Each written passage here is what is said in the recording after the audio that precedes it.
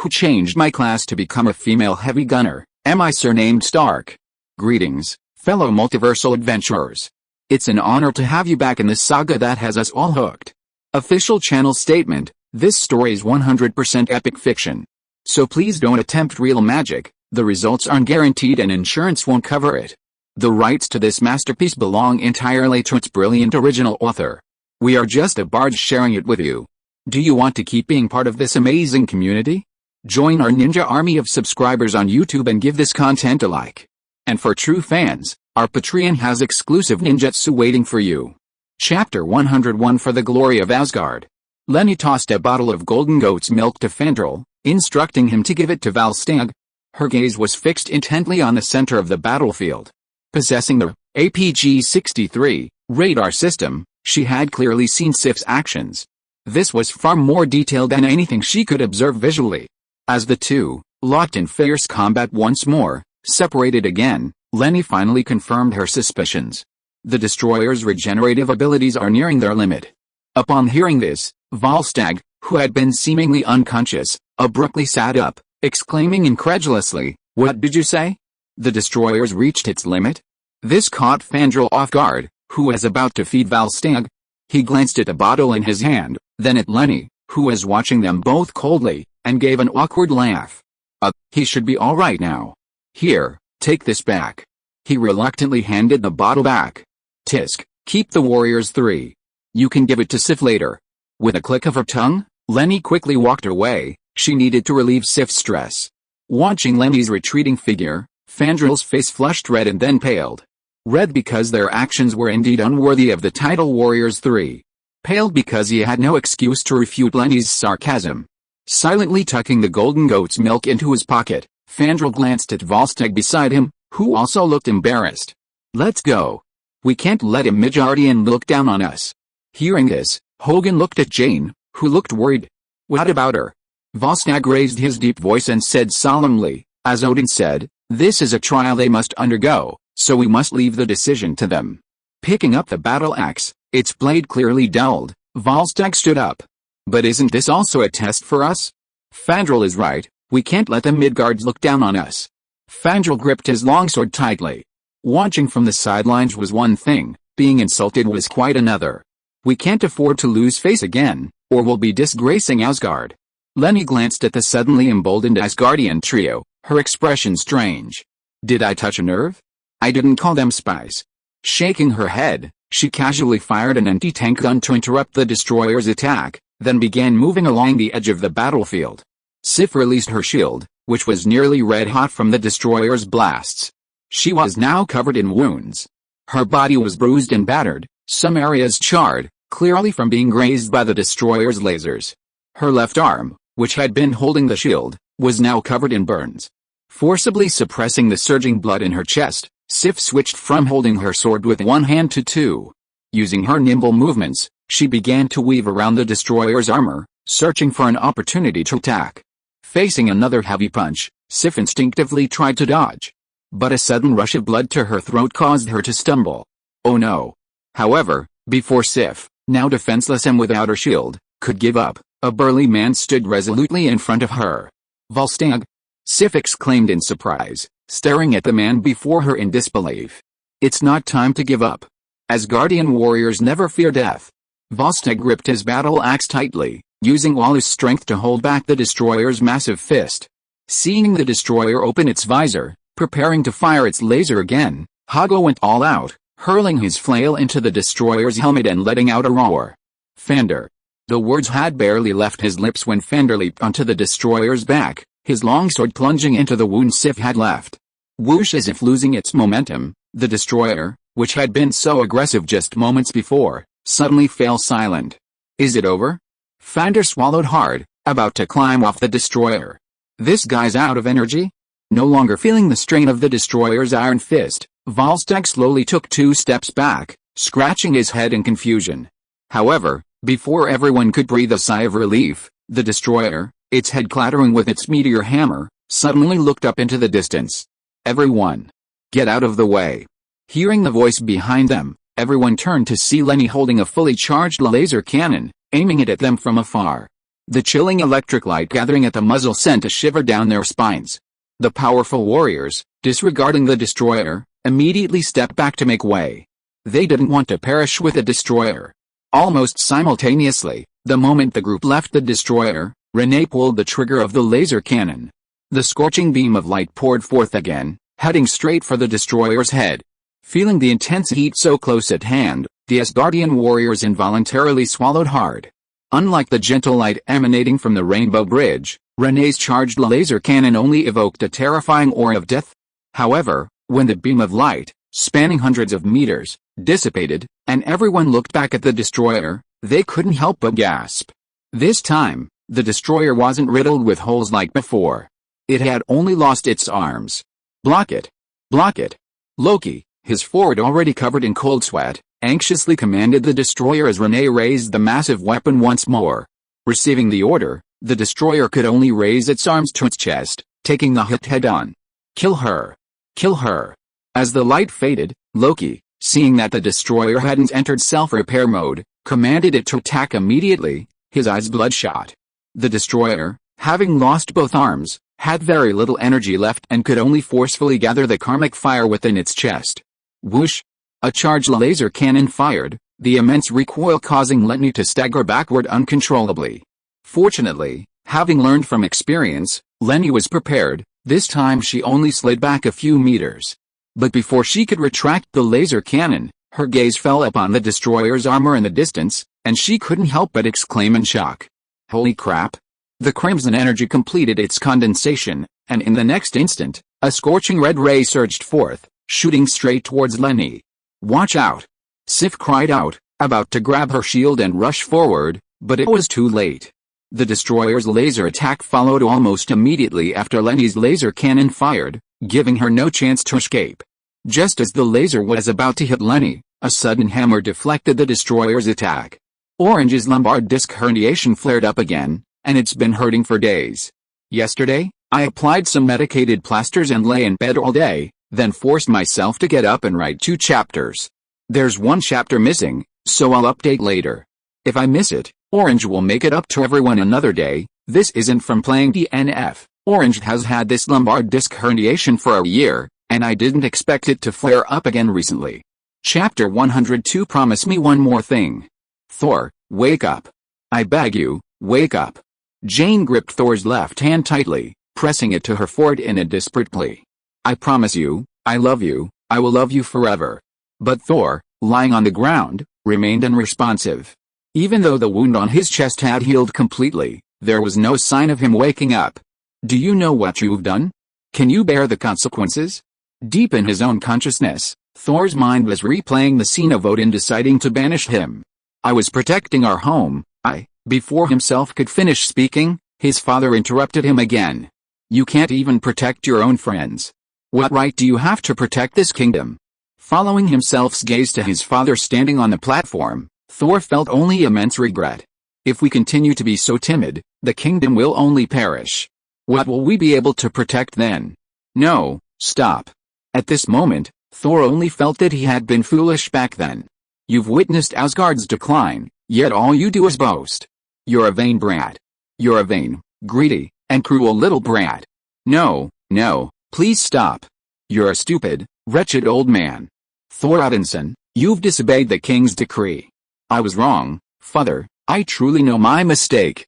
Thor looked at his father, his face etched with disappointment.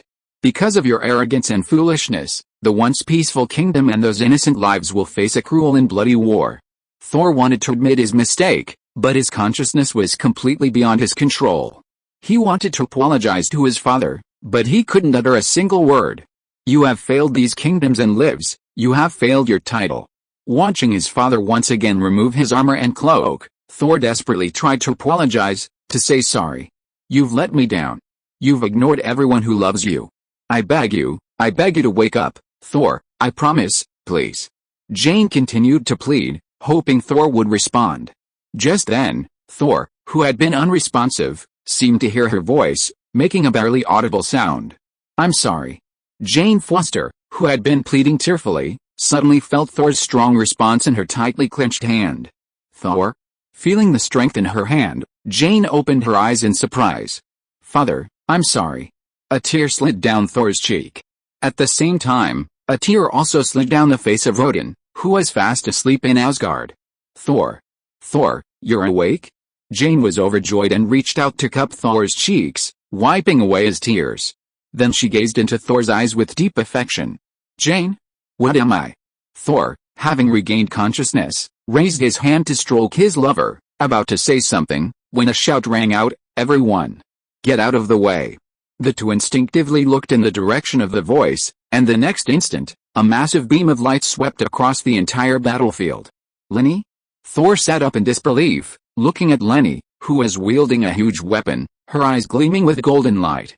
He was about to get up and ask what was happening when, as the laser beam faded, Thor saw another destroyer, now missing both arms, gathering energy to launch a counterattack. "Watch out!" Sif cried out, but she couldn't shield Leni from the attack. In this crisis, Thor didn't hesitate to extend his right hand. He had to call back his good brother. Almost simultaneously, Mjolnir, who had been eagerly awaiting his master's return from the ruins, suddenly broke through the piles of debris covering him and flew straight towards Thor. Clang! A resounding metallic clang echoed in everyone's ears. 1 second the destroyer was spewing lasers, the next it was struck by a hammer and staggered. The flames that had been shooting straight at Leni were deflected by the blow. "Thor?" Sif looked back in surprise in the direction the hammer had flown, her heart finally settling down. On the throne in Asgard, Loki wore an expression of disbelief. How is this possible? Anyone else would have been dead long ago after taking such a fatal attack from the destroyer. How could Thor? His right hand trembled, and Loki looked towards the depths of Asgard as if sensing something. "Father." Meeting the expectant gazes of everyone, Thor gestured for Jane to stand a little further away, then raised Mjolnir high. As if welcoming the return of the god of thunder, the long parched sky quickly gathered dark clouds. With a bolt of lightning, Thor, bathed in lightning, transformed once again into the Norse god of thunder, the prince of Asgard. "My god," Jane murmured, gazing at her beloved who seemed reborn. "This is Thor?" Coulson frowned. With such incredible power to manipulate nature, how could humanity protect itself? Clint slowly relaxed his tense body, leaning against the ruins. "I only know that even gods can be killed."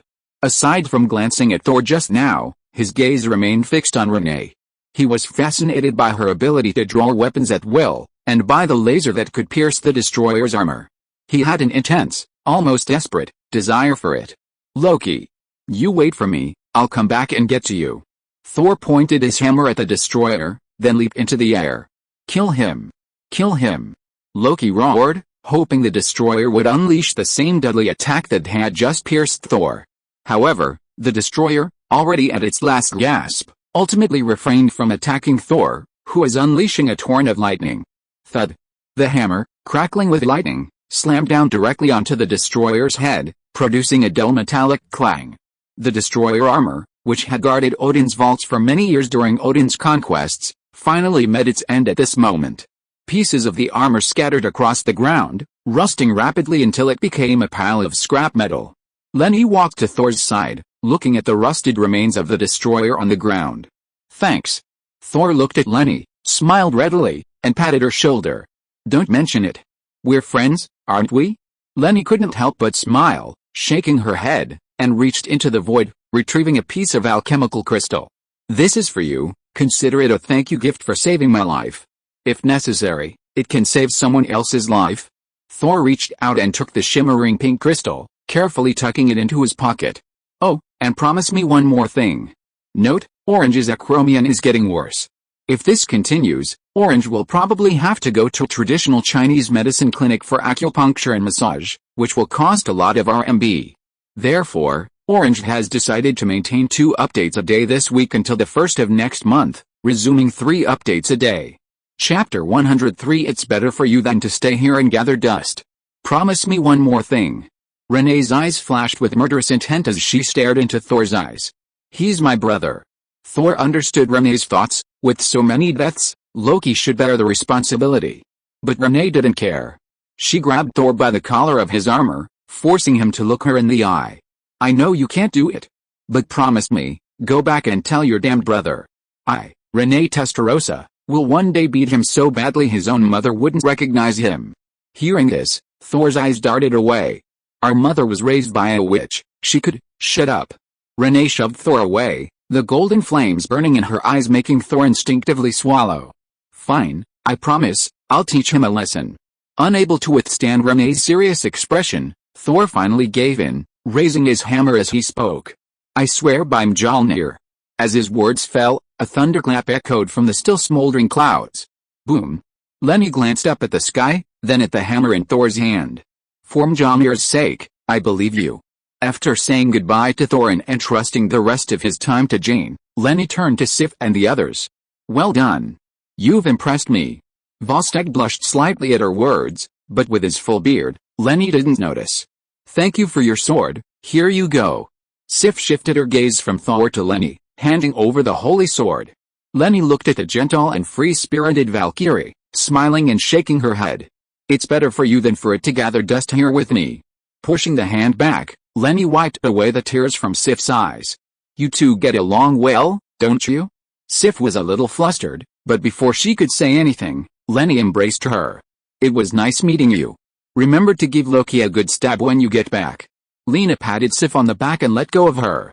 Thanks. At this moment, 1,000 words couldn't express the sincerity of her thanks, so Sif didn't say anything more. Lena turned to look at the Asgardian trio, and before she could speak, Fandral opened his arms with a deeply affectionate expression. His cheeky look made Lena momentarily unsure whether this guy was an Asgardian warrior or some R-18 pervert in a red bodysuit. Without hesitation, she pulled out her hand cannon and shoved it at the man's face, saying coldly, I don't hug men. If you dare come any closer, I'll blast you to bits. Stiffly maintaining his outstretched arms, Fandral grumbled, get up. After Leni put the cannon away, Fandral lowered his arms and muttered, I thought this was Midgardian etiquette. So, men and women in Midgard can't hug? Hearing this, Sif glanced at Fandral. She really didn't want to deal with this guy whose mind would occasionally go completely off the rails. Seeing Leni looking at him, Volstagg hesitated for a moment, then knelt down on one knee, his hand on his chest. I am ashamed of my previous behavior. You are the true warrior, please accept my respect. This caught Leni off guard, and she was about to reach out to help him up. But upon hearing Volstagg's words, Fandral and Hogun did the same, also kneeling down with their hands on their chests. You saved the Prince of Asgard, and you also served as a warning to us.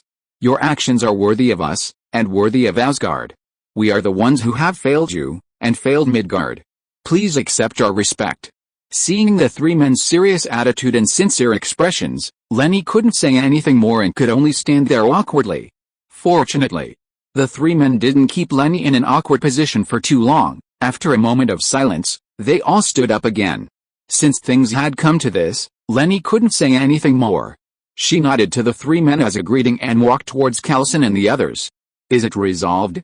Coulson looked at the group not far away, although he wasn't entirely clear about the cause and effect of the matter. But he was willing to trust Leni's judgment, at least Leni wouldn't betray anyone. Yes, it's resolved. Leni handed Clint a bottle of alchemical potion, indicating that he should recover a little, and then turned to look at the surviving S.H.I.E.L.D. agent. Seeing his hesitant expression, Leni basically guessed what he was thinking. Just say what you have to say. What happened today was my fault. I made you stay.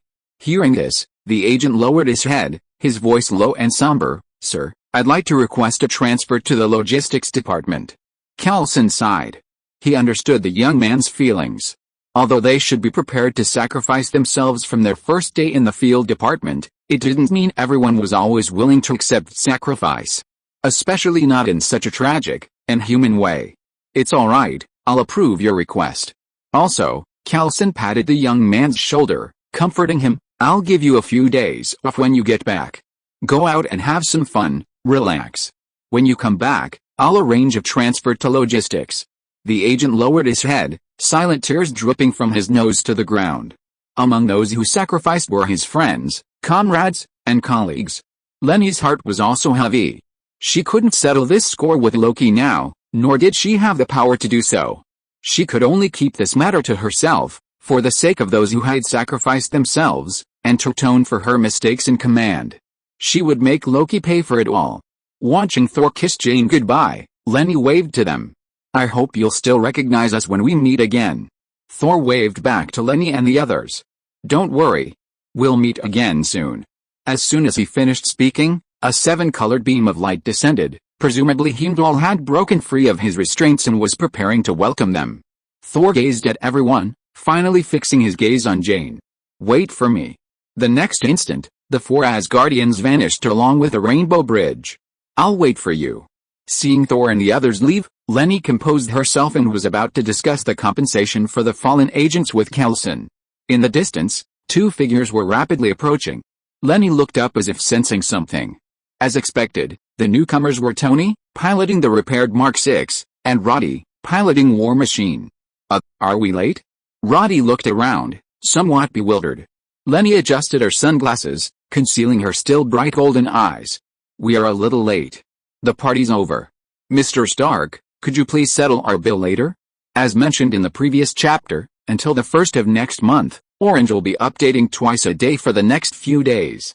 Orange will also prepare more drafts when her back pain isn't so bad, making it easier to update more frequently next month.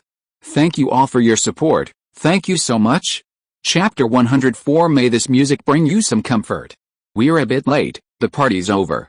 Leni gestured for Kelson and Clint to take Jane Foster away first, leaving the rest to her. A lot of people died here?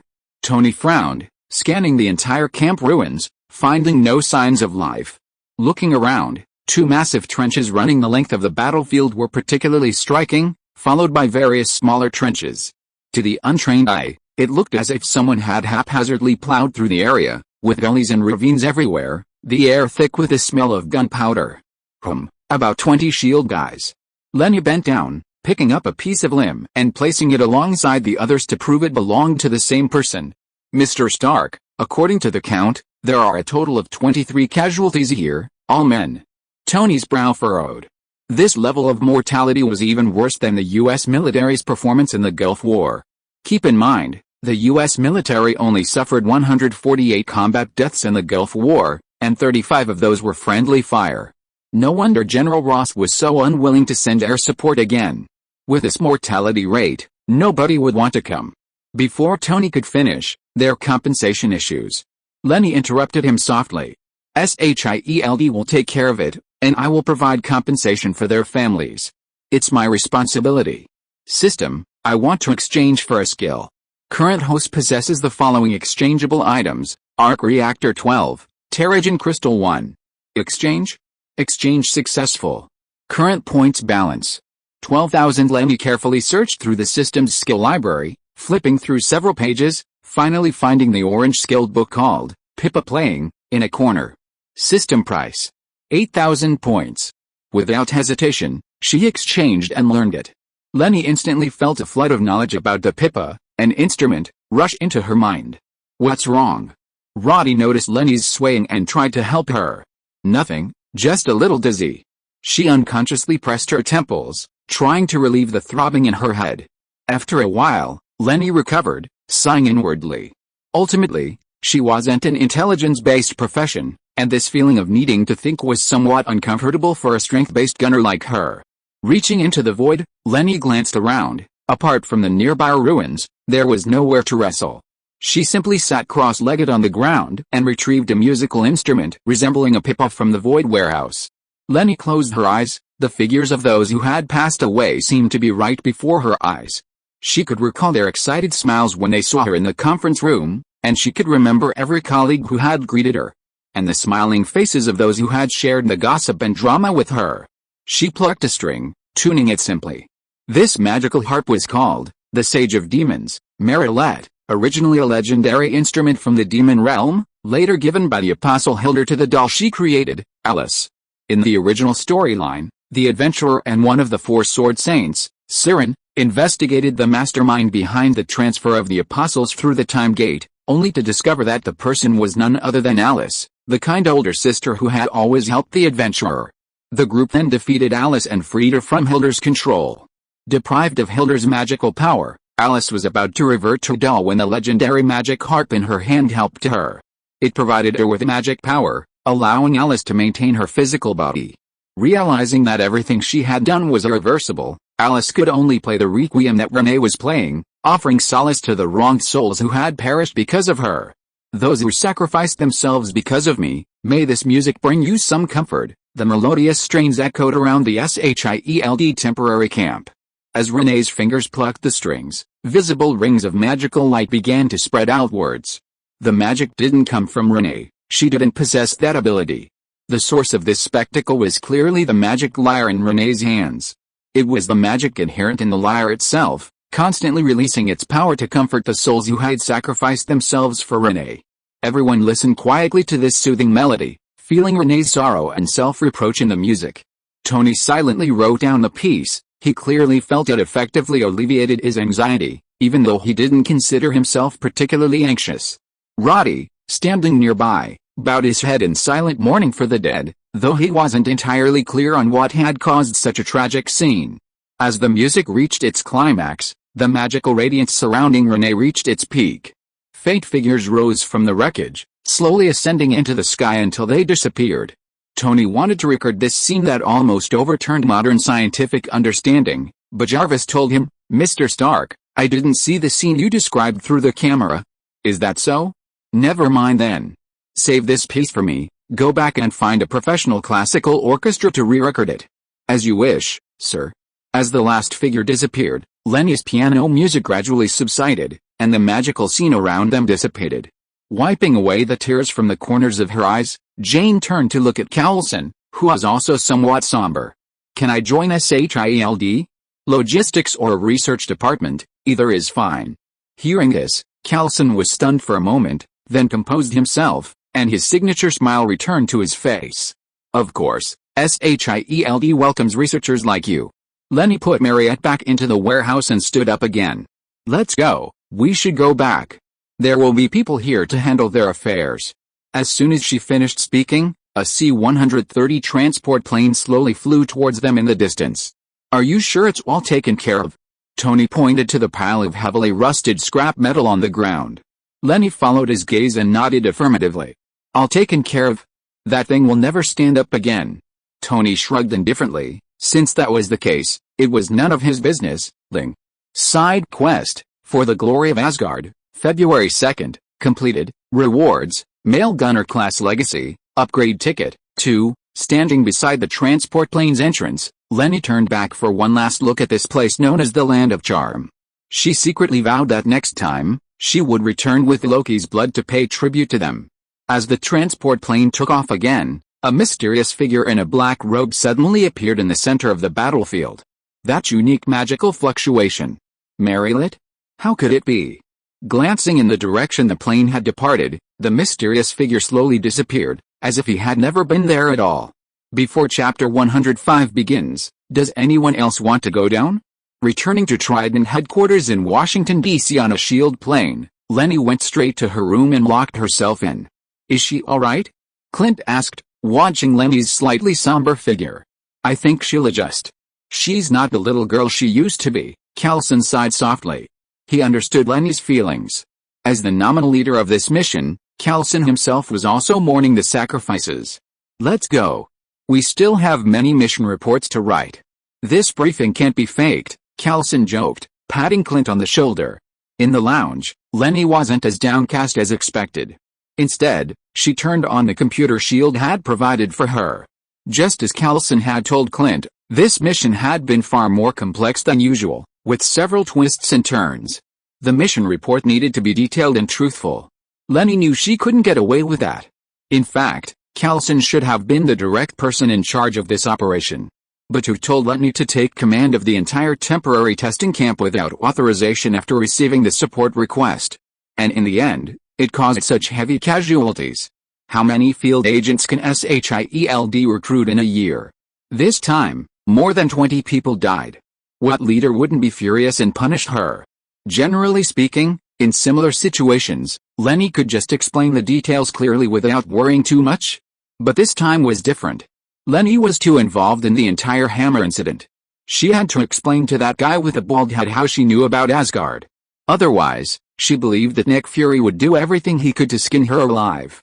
Tisk, sooner or later, she'd get the Winter Soldier to kill him. The thing I hate most after a mission is writing the mission report. Didn't I just write one yesterday? Why do I have to write another one? Leni scratched her head and threw the mouse in frustration. She wanted to give up. Miss Leni, Director Fury requests your presence. A somewhat mechanical female voice came from the computer speakers. This was an AI program developed by S.H.I.E.L.D's research department, modeled after Stark's AI butler, Jarvis. Of course, its intelligence wasn't as high as Jarvis's. In Leni's opinion, it was only slightly better than Zio AI, a popular AI assistant. Tisk, I know. She'd just finished writing the mission briefing when this guy contacted her. He must have installed another security camera in the room. She hastily filled in the rest of the briefing and sent it. Anyway, I wrote it. Whether you understand it or not is your problem. Leni grabbed her code and headed straight for the elevator. Unexpectedly, she ran into an acquaintance as soon as the elevator doors opened. Leni? When did you get back? Rumlow was somewhat surprised. He'd been busy traveling all over the world lately. Rumlow? I just got back too. There was some trouble at Stark Industries. Leni didn't mention the New Mexico incident. S.H.I.E.L.D didn't allow the unauthorized disclosure of mission information, even information about to be released. Rumlow didn't think much of it. He knew about Leni's work at Stark Industries. He'd also heard about recent events at Stark Industries from S.H.I.E.L.D, so he hadn't asked further. Just as the two were chatting, the elevator stopped again, and Leni looked up to find herself facing familiar faces. Bart? The men who entered were also taken aback, surprised to see Leni. Leni? Long time no see. Leni smiled and exchanged pleasantries with the burly men, seemingly unfazed. I heard you got promoted recently? Bart glanced at Rumlow beside him, scratching his head sheepishly. Not bad, I was promoted to vice captain of Team B recently, thanks to the captain's promotion. Bart said, giving Rumlow a grateful look. Don't underestimate yourself. Your abilities are obvious to everyone. Nobody objects to you becoming vice captain of Team B, just focus on doing your job well. Rumlow waved his hand, not particularly bothered. Leni was about to say something more when the elevator stopped again. Several tall field agents in suits filed in, making the previously spacious elevator somewhat crowded. Leni didn't recognize these men, and they didn't seem to know Rumlow and his group well. They recognized Leni, though, and after exchanging greetings, they remained silent. As the elevator steadily ascended, Leni glanced at the people inside, a sense of familiarity washing over her. Anyone else getting off? Almost unconsciously, Leni blurted out the line. Huh? Rumlow looked at Leni with a bewildered expression, and the others also cast strange glances. Leni cursed herself for being so impulsive, pointing to her earpiece to indicate she was on the phone. Okay, I understand, I'll be right there. Under Rumlow's odd gaze, Leni pretended to speak a few words in a low voice into the communicator. Then, she awkwardly made a gesture and obediently fell silent. It wasn't until Rumlow and the others got off the elevator that Leni recovered from the awkward atmosphere. Reflecting on her actions, Leni felt incredibly stupid. If she didn't have to find Nick Fury, she would have gone down the stairs halfway there. Although she was happy with her prank, she knocked twice on the office glass door and, without waiting for a response, pushed it open. Nick Fury, you wanted to see me? These days, Leni's nickname for Nick Fury was fixed as Nick Fury, and he couldn't do anything about it. Nick Fury glanced helplessly at the rude guy and gestured for Leni to sit down. What do you think about this whole thing? Seeing that he wasn't joking around like this, Leni also dropped her usual carefree attitude. You wanted to talk about Asgard, right? Nick Fury nodded, signaling Leni to continue. Leni didn't speak immediately but glanced at the camera in the corner of the room. The moment you entered the room, all the surveillance equipment here was switched off. Nothing you say will be recorded, including your mission report. Leni raised an eyebrow, surprised that this guy was so concerned about this. She glanced at the folder on Director Fury's desk. It looked familiar, but she didn't pay much attention. I presume you've already seen Coulson and Clint's mission report? Nick Fury didn't speak, but simply turned the computer monitor towards Leni. 2 unopened emails were clearly displayed on it. Chapter 106. They believe you can bring them back safely. Looking at the 2 mission reports from Coulson and Clint on the computer screen, Leni felt somewhat surprised. Had this bald-headed guy really been waiting for her all along? Aren't you going to look at theirs first? The bald-headed man turned the screen back around, his tone unusually serious. I don't want to be misled by other people's information, so I want to hear what you, the person primarily responsible, have to say first. He emphasized the words primarily responsible, clearly indicating he had seen Leni's report. Considering he had just said he had destroyed the email, Leni nodded thoughtfully. You really trust me? Hearing this, Nick Fury smiled. I don't trust anyone, but some people, sometimes, can be trusted. Leni stared into Nick Fury's single eye. She could tell he wasn't joking. Even though he rarely joked. The bald-headed man wasn't in a hurry, a faint smile on his face, looking at Leni with interest through his remaining right eye. As I mentioned in my report, before recounting this, I need to start with a background of the people involved. Leni took a deep breath and began recounting her prepared story to Nick Fury. First, Asgard in Norse mythology truly exists. I was certain of that when I saw that hammer. Nick Fury remained non-committal, gesturing for Leni to continue. I once stumbled upon a book on Norse mythology in the MIT library, which detailed the legends of Asgard. The book Leni mentioned did exist. Clint had read it while cramming on Norse mythology. Mjolnir, also known as Thor's hammer, its appearance made me quite certain that Thor Odinson was nearby. This logic seemed plausible to Nick Fury, who nodded, signaling Leni to continue. Sure enough, after I arrived in New Mexico, Carlson told me that someone claiming to be Thor had tried to force their way into the temporary camp the night before. The rest was simple. Leni recounted in detail her actions after arriving at the camp. During this time, Nick Fury listened with a frown, offering no comment. That's how it is. The destroyer armor is now a pile of scrap metal, worthless for research. Having talked for nearly 2 hours, Leni's throat was dry, so she got up to get a glass of water from the nearby water dispenser. This bald-headed guy, doesn't he even offer tea for a story? Nick Fury's brows furrowed. He understood the whole story. Ultimately, Odin of Asgard was old and wanted his sons to inherit the throne, but both children were too young to shoulder the responsibility. The eldest son was brave and skilled in battle but impetuous and simple-minded, while the second son was resourceful but cunning and wicked. The second son wanted to kill the eldest son to inherit the throne, and the eldest son, a simpleton, believed the lies and thought his father was dead. If this plot were made into a TV series, Nick Fury thought he could make at least a few $1 million. As for why I'm so sure Odin isn't dead, it's because I did receive a message from Odin. Throughout the whole affair, what Leni couldn't explain was how she knew so much about Odin and his 2 sons. Books could only explain part of it, and Leni simply attributed the rest to Odin himself. Anyway, she'd played the charlatan more than once or twice, and the bald-headed man couldn't directly confront Odin. So, whatever Leni said was law. The bald-headed man, of course, didn't believe it at all. Odin contacted you? Why did he contact you and not someone else? Leni shrugged, giving him a who knows look. When I saw that hammer, didn't I say I communicated with Mjolnir?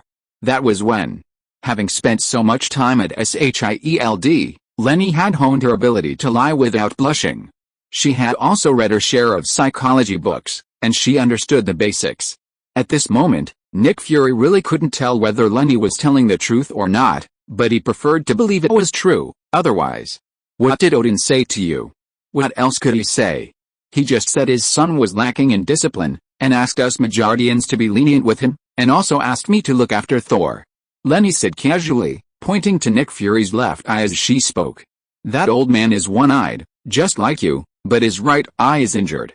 It looks like it was from when he fought against the 9 realms years ago. This serious expression made Nick Fury believe her somewhat. Why did he ask you to look after Thor? Odin's son, does he need you to look after him? Leni sighed, looking at Nick Fury with a look that said, are you stupid? His son had his powers stripped away, leaving him only with a good physique. Otherwise, do you think the S.H.I.E.L.D agents could have caught him? He banished his son to Midgard, which is Earth, ultimately hoping his son would change. So, for his son's safety, of course he needed to find a reliable local to help look after him, right? It's like if your child is still young and you have to go to work, and there's no one at home to watch him, wouldn't you need to find a reliable daycare to help look after him? Alright, you don't even have children.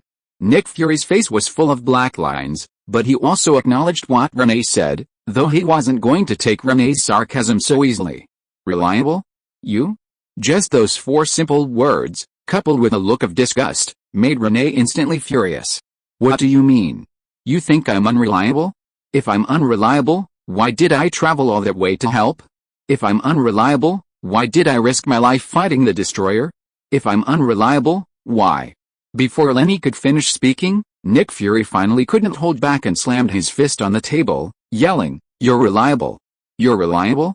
Where are my 20-odd agents? Where are they? You've come back, but where are they? You." Leni was speechless.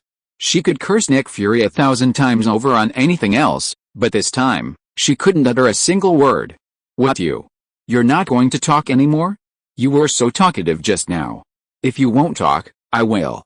Nick Fury pulled a document from a nearby folder and slammed it in front of Leni. 23 agents, average age only 26, the youngest only 22. "Now you're telling me they all died following you?" Pointing at one of the youngest-looking men, Nick Fury rarely lost his temper. "Do you know how much manpower and resources S.H.I.E.L.D spends training them?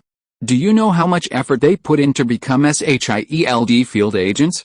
They're not you. The incredibly wealthy and powerful Leni Stark. They trusted you, believed you could lead them to complete their mission perfectly, believed you could bring them back safely. And what happened? You came back, and they died there, and I had to personally send people to collect their bodies. What were you doing then? Why did you come back?" The book mentioned in the text, Orange, refers to the one Jane Foster accidentally flipped through in the movie Thor, Love and Thunder while searching for a cure for cancer, which introduced Thor's hammer. Judging from the scene, it seems to be a set of books, so it does exist. Chapter 107 I came back for those who can't come back. What have you done for them? What right do you have to come back? What are you back for? With Nick Fury pointing his finger at her, Leni sat silently in her chair. She didn't defend herself, nor did she tell Nick Fury what she had done for those who had sacrificed their lives. She just stared at the document covered in photos in front of her, stared at the young man who remembered her as the one who cheerfully called her sister Leni. He was only 22 years old, just 2 months younger than her. Picking up the document, Leni casually stuffed it into the void and stood up. "If there's nothing else, I'll go back now." Seeing that Leni was emotionally unstable, Nick Fury didn't continue his tirade, saying calmly, "Go out and close the door behind you." Leni didn't say anything, and unusually, instead of slamming the door, she obediently closed it. Just before the door closed completely, Nick Fury heard Renee whisper, "I came back for those who can't." Coulson sat up straight in his chair, picked up his glass, took a sip of water, and moistened his lips, which were dry from talking so much. "Renee called that piece of music Requiem. I checked with General Ross afterwards, and the drones didn't capture the magical side we saw." Nick Fury nodded thoughtfully, Renee's last words echoing in his mind. "I came back for those who can't." "So, that piece of music has a comforting effect on the dead?" Coulson shook his head, denying the possibility. "I just got the recording of this piece from Stark and had a research department conduct experiments at the cemetery. The result is that it's just an ordinary piece of music." Coulson gestured for Nick Fury to turn a page of his prepared materials and continued, "According to Stark himself, the melody might soothe the mind. It should be good to listen to before bed." Nick Fury focused his attention on the materials, looking at the images taken by the drone. "So you think the root cause of that magical phenomenon is the instrument in Leni's hand?" Coulson nodded, quite certain. "It turns out that everyone present witnessed that magical sight. If there's nothing wrong with the music, I think the problem lies with that magical instrument." Nick Fury frowned. The situation was increasingly beyond his expectations. A magical violin, a requiem to comfort the dead, and that incredibly powerful laser weapon. "Leni Stark, you're becoming more and more unfathomable. What do you think of those Asgardians?" Coulson raised an eyebrow. He was quite qualified to speak on this topic. "Personally, I think Leni's assessment of them is very fair." "Oh? How so?" Facing the curious gaze from his director, Coulson gestured for Nick Fury to turn to the next page. "First, there's Thor. Leni's assessment of him is that he's a total goofball, and I agree to some extent with that." Pointing to a line in the document, Coulson said, "His behavior is rather impulsive. He'll stick to what he thinks is right, and he'll immediately correct himself when he finds it wrong. He's not a bad person, according to Leni. He doesn't have a complete understanding of the darker side of society. He's rather idealistic and straightforward." Nick Fury remained non-committal. Leni had also mentioned this in her reports and oral accounts. "Then there's this female warrior named Sif. Judging from Leni's attitude towards her in our brief encounter with her, I think she's similar to Thor. Or perhaps the other three are too, just each with their own unique characteristics. Pointing to the detailed description of SIF in the report, Nick Fury asked Coulson, "Your report says that Leni gave this woman the Golden Great Sword?" "Yes." Coulson nodded. "Although we were quite far away later, it seems she did give it to her." At this point, Coulson frowned, asking uncertainly, "Didn't Leni record these things in her report?" "No." Nick Fury shook his head, but didn't seem to care. He had rushed her here himself, and knew that the guy's report wasn't even finished. As for the conversation that followed, he didn't pursue it further after their argument. "Looks like I need to give him a crash course." Coulson was quite dissatisfied. According to the original arrangement, Leni was actually one of his subordinates. And considering she was someone he personally brought into S.H.I.E.L.D, it was quite embarrassing that she couldn't even write a proper mission report. Nick Fury had no objections. It was good for the girl to follow the rules. "So, what are your thoughts on Loki?" Coulson frowned frequently when talking about the mastermind behind this incident. "To be honest, I haven't had direct contact with the second Prince of Asgard. The only person who has had contact with him is actually Renee." Coulson paused here. "Therefore, I can't provide any direct information about him. All I know is information provided by Renee." Nick Fury didn't speak, silently looking at the contents of the document. According to Renee, the evil god Loki has loved playing pranks since childhood, and pranks that are extremely malicious in our human eyes. Arrogant, cunning, and disdainful of others, all the words used to describe villains can be used to describe him. From the current situation, that's certainly the case. Coulson recalled the scene that happened in the temporary meeting room, and couldn't help but feel a chill in his heart. If it weren't for Renee's timely reaction, things might not have turned out well today. Nick Fury silently noted this assessment, then changed the subject to the Rainbow Bridge. "Finally, what are your thoughts on that rainbow beam that descended from the sky?" Coulson returned his thoughts to the conversation and frankly stated, "I think Renee is right, that should be the legendary Rainbow Bridge." He gestured for the director to turn another page of the documents. He had prepared this information himself. "This can be proven by astronomer Dr. Eric Scharvig. He and his students Jane Foster have been searching for the legend of the Rainbow Bridge for a long time, and the runes left on the ground after Thor and the others left also prove it." Nick Fury read through the information about Dr. Eric Scharvig, lost in thought. A magical rainbow bridge that can freely send people to various parts of the universe? In that case, wouldn't they be able to come and go from Earth whenever they want? "I think so." Nick Fury paused for a moment, then handed a document to Coulson. "Take a look at this first. Do you think Dr. Sullivan is suitable to be involved?" Coulson took the document, and the first thing he saw after opening the cover startled him. "You want to restart this project? Chapter 108 Reboot? Project Pegasus. You're planning to restart Project Pegasus again?" Coulson looked at his director incredulously. Project Pegasus was the unified name within S.H.I.E.L.D for all research involving the Tesseract. Since its first director, Howard Stark, it had been restarted several times by S.H.I.E.L.D. The most recent restart was the Tesseract experiment conducted 2 years ago at a secret base. As a direct participant in that experiment, Coulson understood what reading this document would mean. Nick Fury looked at his trusted subordinate and calmly asked, "What are your thoughts?" Coulson frowned. He couldn't discern the director's level of conviction regarding the project. After a moment of silence, Coulson didn't immediately open the document but instead stated frankly, "Director, I don't actually think now is a good time to restart this project." As a longtime follower of Nick Fury, Coulson wasn't worried about the negative consequences of his frank advice. He simply felt it necessary to remind Nick Fury that the risks of the project still needed to be assessed.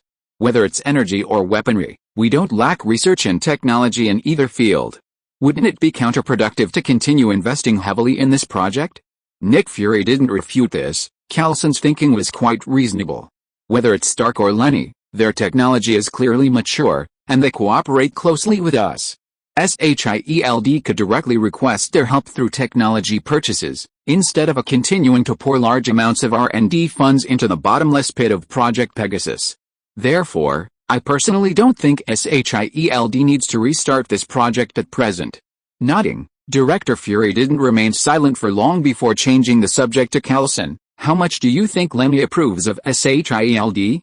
Coulson was taken aback by his director's question, unsure how to answer for a moment. Nick Fury leaned back in his chair, glancing at the file folder he had placed in his pocket. It was my idea to recruit her into S.H.I.E.L.D back then, just to repay a favor to someone. I never expected it to turn out like this. Coulson was surprised. The amount of information implied in those few words was enormous. You knew Leni all along? Not really. Like I said, she was just someone I casually placed into S.H.I.E.L.D to repay a favor to someone. The director shook his head, not wanting to dwell on it, and continued talking about Leni. At least before that incident, I hadn't met her. Nick Fury's gaze was deep, as if he were recalling something. The Leni of the past thought that S.H.I.E.L.D was a safe haven from worldly gossip, because she had nowhere else to go. Coulson didn't interrupt, just listened quietly. But after gaining power, S.H.I.E.L.D's nature towards her changed. She no longer needed it. Instead, it was S.H.I.E.L.D that began to need her. Nick Fury took out an alchemical crystal from his pocket, playing with it repeatedly in his hand. S.H.I.E.L.D has lost its meaning for her now. She could easily leave. But she didn't. Coulson silently replied in his mind. From his perspective, Leni hadn't changed much. Her attitude towards S.H.I.E.L.D had remained consistent throughout. You might think that her attitude towards S.H.I.E.L.D has always been this way, that she needs S.H.I.E.L.D to provide her with convenience, and that S.H.I.E.L.D needs the technology she provides. Nick Fury frowned, looking at the crystal-clear alchemical crystal in his hand. But that means her dependence on S.H.I.E.L.D is extremely low, even to the point where she could abandon it at any time. Upon hearing this, Coulson couldn't help but recall the scene in New Mexico when Leni asked him to contact General Ross for air support. In Leni's mind, S.H.I.E.L.D could no longer offer her any more help. Coulson somewhat understood what his director meant. But what about us? Whether it's alchemical potions, new energy technologies, or even new weapons technologies, I'm constrained by her and Stark. If those two join forces, they can completely disregard the firewall of S.H.I.E.L.D's database if they so choose. Previously, Leni had a deep-seated interest in S.H.I.E.L.D. Leni needed to leverage S.H.I.E.L.D's influence to gain advantages in various fields, while simultaneously using S.H.I.E.L.D. to enhance her own power and gain economic benefits. S.H.I.E.L.D. also needed to utilize the alchemical technology and spatial abilities Leni provided to extract profits from various forces. It was a mutually beneficial arrangement. However, the situation is different now. Leni no longer needs S.H.I.E.L.D. to provide her with financial and material resources. Her shares in Stark Industries have already earned her enough money. Even when facing threats, Leni has begun to shift her focus from seeking help from S.H.I.E.L.D. to the military. In fact, General Ross recently took the initiative to visit Tony Stark. On the other hand, within S.H.I.E.L.D, it seemed that, for some time now, all the agents were eager to work alongside Renee on missions. Renee could guarantee their safety and eliminate concerns about resource supplies during missions. As a result, many now considered Renee the new leader of S.H.I.E.L.D, her popularity even surpassing Nick Fury's own. This made Director Fury feel threatened. He didn't think Renee was a good leader. And as it turned out, Renee wasn't. I understand. Having clarified all the stakes, Coulson nodded knowingly. However, I still don't think Renee will betray S.H.I.E.L.D. Nick Fury remained non-committal, pouring himself a glass of water.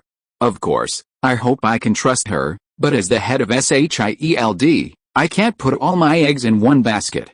Coulson didn't say anything more, simply picking up the classified document titled Project Pegasus again. Oh, by the way, before you look at that document, I personally recommend you take a look at another document on my desk first. You might find it more interesting. Nick Fury took a sip of water to clear his throat and gestured for Coulson to get the other document in the folder. Coulson was puzzled. Hadn't the director told him all this just to get him to continue as the head of Project S.H.I.E.L.D? What was the point of preparing another document for him? Closing the folder he hadn't fully opened, Coulson reached for the other folder, which also bore the S.H.I.E.L.D. logo. Without hesitation, he opened it, and 4 large characters immediately came into view: Project Snowman. If you are listening to this novel on a channel other than Fanfic World, it means it was downloaded and re-uploaded without effort. We warmly invite you to visit our channel, Fanfic World. There you will find the original version of this story and many other novels of various genres. We look forward to seeing you dive into a world of incredible novels. Chapter 109 I Don't Want to Hear Lies, Leni. The next day, Leni returned to Los Angeles on a private jet provided by Stark Industries and arrived back at Tony's seaside villa that afternoon. "Hello? I'm home. Is anyone home?" Leni greeted tentatively towards the living room as she entered. Only Jarvis responded. "Long time no see, Miss Leni. Mr. Stark and Colonel Rhodes are at the studio. Miss Potts went to the company this morning and isn't at the villa." Tossing her car keys into the void warehouse, Leni casually untied the headband and rubbed her slightly sore neck. "Long time no see, Jarvis." Stepping into the kitchen, Leni skillfully retrieved ice cubes, raspberries, and lemons from the refrigerator and grabbed 3 glasses. "Your bartending skills are as good as ever." Faced with Jarvis's comment, Leni chuckled, annoyed. "Where did you learn such conversational skills?" Taking a tray, she placed the 3 prepared martinis on it and clapped her hands. "Mr. Stark, I've been studying his mannerisms. And of course, yours as well." After tidying up the mess on the table, Leni picked up the tray. "Well, you probably won't learn anything good from that. We're not exactly the gentle, easygoing type." "I don't think so." After teasing the amazing AI, Leni went downstairs to her studio. She saw Tony and Roddy watching a video of her playing Requiem. "I'm back. Aren't you going to welcome me? I even prepared martinis for you." Tony and Roddy exchanged a glance, then turned to look at Leni, then back at the video. "I still think the person playing the piano wasn't her at all. She just didn't have that presence. I apologize for my stubbornness earlier." "I agree with you." Leni's lips twitched at their teasing. She placed the tray down steadily and slammed her hand on the table. "How come I don't have that kind of charisma? And the person playing the piano isn't me? Why don't you say the person standing in front of you isn't me?" However, Tony wasn't buying it at all, pointing at Leni in the video. "You know what, you really do wish the person standing in front of me right now was her, not you." Seeing that these two were about to start arguing again, Roddy reluctantly stepped in to smooth things over. "Tony means, what else do you know about that piece of music?" Leni handed Roddy a martini, then took another one and went to her usual computer. "Are you still fixated on those strange sites you mentioned?" Tony didn't care about Leni's childish behavior of deliberately isolating him, and got up to pick up the last martini. "I had Pepper contact a classical orchestra to re-record your piece. Do you have any requests?" Leni thought for a moment, then said nonchalantly, "Just credit Alice as the lyricist and composer. She's the original composer, I only heard it from her." Taking a sip of her martini, Leni reached for her Mariette. "I don't know what you saw that day, but I can try again." Under their curious gazes, Leni lightly touched the strings, and the melodious Requiem began to play again. However, this time, no matter how much Tony and Roddy looked, the magical scene from that day didn't reappear. After the piece ended, Leni shrugged at them. "You see, I don't know what happened either." Tony and Roddy exchanged a glance and sighed. "Never mind, let's just consider it a coincidence. Anyway, General Ross came to see you last night, hoping to talk to you." Leni was somewhat surprised. "General Ross? What does he want with me? Could it be that he's interested in my laser cannon technology?" Tony asked Jarvis to pull up the video footage General Ross had provided that day, zooming in on the scene of Renee using the laser cannon. "I didn't have a chance to ask about this last time. Is this also your weapon technology?" Hearing this, Renee immediately summoned the laser cannon from the armory and placed it on a nearby workbench. A laser cannon, as the name suggests, is a heavy, single-soldier laser weapon capable of firing powerful electron beams. "I just unlocked its usage rights recently and then upgraded it a bit." Roddy glanced at the two of them, not thinking much of it, assuming it was weapon technology provided to Renee by S.H.I.E.L.D. S.H.I.E.L.D. has this kind of advanced stuff? Upon hearing this, both Tony and Renee were stunned. "Renee, didn't you tell him my identity?" "Tony, I did. A high-ranking S.H.I.E.L.D. agent, and a space-time ability user, isn't that what S.H.I.E.L.D. says?" "Renee, I meant I'm from the Celestials." "Tony, I thought you told him, so you didn't?" Renee and Tony, duh. Roddy watched the two of them exchanging knowing glances and smirked. "What are you two up to now? And what else are you hiding from me?" "Tony, you're responsible for your own mistakes. You explain to him. I'm going to the bathroom." "Renee, hey. Don't do this. Don't leave me alone." Watching Tony use his urine escape technique to hastily get up and leave, Renee angrily punched the air twice. "Renee? I need an explanation."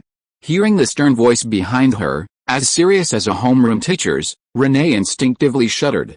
Colonel Rhodes, this is a long story. With an awkward laugh, Renee sat up straight again, like a schoolchild caught fidgeting in class. Just call me Roddy. Roddy looked at Renee with a forced smile, toning down his air of authority as an Air Force colonel. I don't want to hear lies, Renee. Damn it, that sentence completely blocked any possibility of Renee continuing to fabricate a story based on Roddy's misunderstanding. Renee was conflicted. Out of respect for both of them, she didn't want to deceive Roddy. But then again, her background involved too many S.H.I.E.L.D. secrets. Being a space-age user was one thing, but what about the alchemical potion and the powerful laser weapon? Saying it was provided by S.H.I.E.L.D. was a good reason, but Roddy would have to believe it. Seeing Renee's hesitant expression, Roddy could only sigh in the end. If it's inconvenient for you to say, that's fine. Tell me when you and Tony want to. With that, Roddy stood up, saying he needed to use the restroom, and went upstairs. Watching Roddy's retreating figure, Leni hesitated for a long time but ultimately didn't speak. Out of responsibility for her role as a S.H.I.E.L.D. agent, she chose to keep it a secret. However, she didn't think she would keep it from Roddy for very long. Chapter 110 Are you teaching me how to do things? 1/4. Standing at the bathroom door, Roddy blocked Tony's path. You two finished talking so quickly? Did Leni tell you about her background? Roddy stared at Tony for a while, until Tony became a little guilty. She didn't tell you? Then I can't tell you either, it involves her privacy and S.H.I.E.L.D. secrets? Roddy interrupted Tony, guessing the answer from the other's somewhat evasive eyes. That wasn't me. Tony nodded almost imperceptibly, his face saying, you guessed right. I knew it, her background is definitely not that simple. Roddy looked Tony up and down, then looked at him suspiciously. So? Is she a clone you and S.H.I.E.L.D. created? Or? Hearing this, Tony quickly interrupted Roddy's rambling speculations. It's not as far-fetched as you think. Her background involves a top-secret aspect of S.H.I.E.L.D., the kind of thing even I have to keep quiet about, really. Tony gestured with his mouth as he went downstairs. Hopefully. Actually, I'd rather believe she's your sister. Tony paused, but didn't say anything more, heading towards the stairs. Did you tell him? What did Roddy say? Seeing Tony return, Renee asked somewhat guiltily. He guessed some things, but I didn't tell him everything. Hearing this, Renee nodded, rubbing her hair in frustration. To be honest, I don't know whether I should tell him or not. Emotionally, we shouldn't keep it from him, but... Before Renee could finish, Tony picked up his half-finished martini, took a sip, and interrupted, You're right. Private matters are private matters, and business matters are business matters. Tony reached out and touched the laser cannon still on the workbench. Before you decide to tell him, I think we should talk about this weapon. With a sigh, Leni decided to stop dwelling on it. After all, the matter would probably be made public soon anyway. As I said before, the biggest problem with this thing is its incredibly long charging time. Before I got the power storage module, it took 20 minutes to charge just one shot. It was utterly useless. She greeted Roddy, who had returned to the workshop, and seeing that he didn't seem to care about the previous problem, Leni continued, even after I gained access to the power storage module, it still takes 5 minutes to charge. The three of them gathered around the workbench, Tony repeatedly examining the enormous weapon, which was almost as tall as a man. Jarvis, give me a holographic diagram showing its operability. Yes, sir. Roddy stood to the side, arms crossed, looking back and forth at the two men who had entered working mode. So, Leni used this thing to destroy that iron behemoth? Although he had seen the battlefield footage provided by General Ross, Roddy still found it hard to believe that this thing could possess such memorable destructive power. To be precise, I only used it to deplete the destroyer armor's repair energy. It was Thor who truly destroyed the thing. Leni deactivated the laser cannon's charging device and simultaneously shut down the weapon's fire control system, pointing to the main body of the laser cannon. Here, with the activation of the charging device, it will expand a second time, and after a brief recharge, the laser cannon's destructive power will increase by 120%. Operating the holographic view simulated by Jarvis, Leni unfolded the upper and lower parts of the holographic laser cannon's main body, indicating to Jarvis to simulate the charging and attack effects. Tony, still rubbing his chin, shifted his gaze from the holographic projection to Leni's face. "You want me to help you improve this thing's charging device?" Seeing that Tony had guessed her intentions, Leni stopped pretending and directly nodded frankly, "Yes, I hope to use your arc reactor technology to replace the laser cannon's energy storage device with a thing." Tony rolled his eyes, thinking, "Just as I expected. I knew you were after the arc reactor." Tony reached out and removed the energy storage device from the holographic model, examining it closely. But maybe it couldn't work. Renee's face lit up immediately, secretly pleased that her trip hadn't been in vain. "I know you can do it. Good luck, I'll help you." Tony glanced at her, then had Jarvis bring up his arc reactor model and attempt to merge the two together. "You know my appearance fee is very high. I'm afraid you can't afford me." Renee smiled confidently, nonchalantly saying, "Don't worry, while I may not have as much money as you, I'm not the kind of person who likes to freeload." Ignoring Renee's words, Tony gave Roddy a look that said, "You'd be a fool to believe her. Besides alchemical potions, what other good stuff can you come up with?" Seeing that he couldn't help much, Roddy simply sat down on a chair to watch the show quietly. "You just wait and see." Leni reached into the air and pulled out 2 movie tickets. "I've booked Pepper for you to see a movie this weekend, Titanic." Leni slammed the tickets on the table and looked at Tony triumphantly. Roddy, who was nearby, also came over with interest, picked up the tickets, glanced at them, and then gave Leni a thumbs up. "Good job, Leni." Leni returned Roddy's look with an of course expression. Tony glanced at the two of them, his gaze sweeping over the movie tickets in Roddy's hand. "I'm not going to a place like that. I'd rather take Pepper to some small island in Australia for a vacation." Leni thought to herself, "How can that be? Would all my preparations be wasted? Come on, tone down your domineering CEO act. Pepper isn't going to spend days in Australia with you." Necking Tony with her elbow, Leni said mysteriously, "Don't worry, I've already taken care of things at the cinema. I've booked the whole movie. Nobody will bother you, I promise." Seeing Leni's confident assurance, Tony looked her up and down. "Tisk, you're a girl who's never even been in a relationship, and you're giving me dating advice?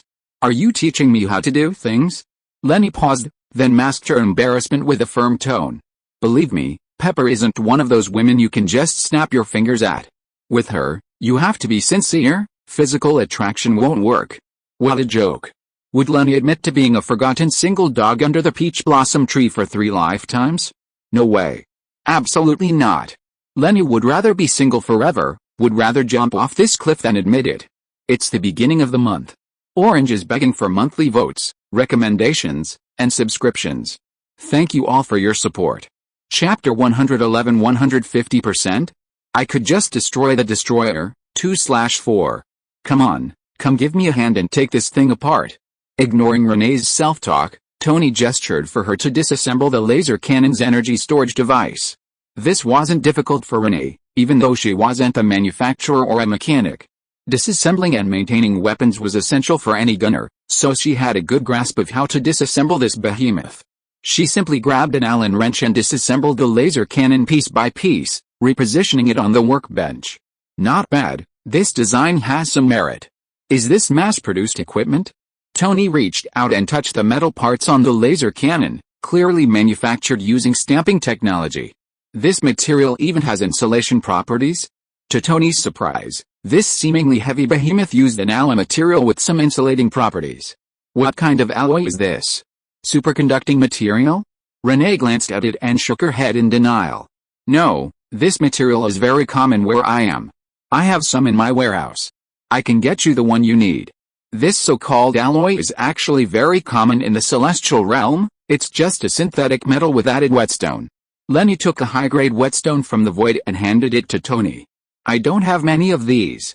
It should be enough for your research, but probably not enough to support you in building anything big. Tony took the strangely shaped redstone, examined it a few times, and nodded. This thing is much more useful than your damn movie ticket. What's it called? How many do you have?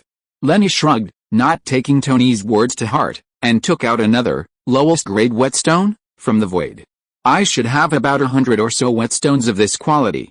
I have quite a few low-quality ones, but there aren't any tools here to synthesize them. Whether they were useful or not depends on you.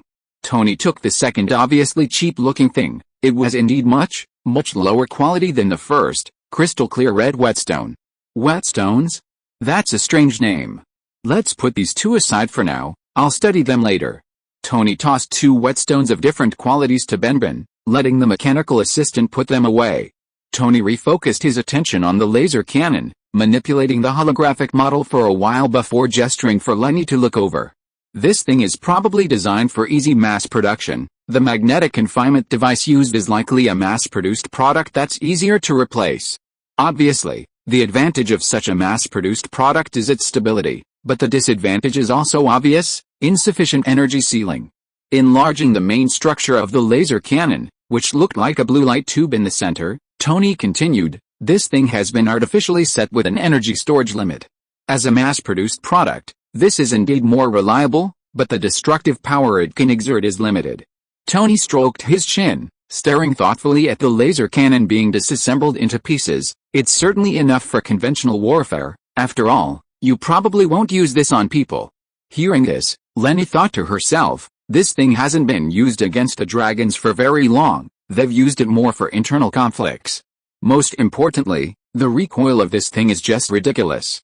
He then had Jarvis pull up the battlefield footage provided by General Ross, repeatedly replaying the scene where Leni was nearly killed by the destroyer due to the immense recoil of the laser cannon.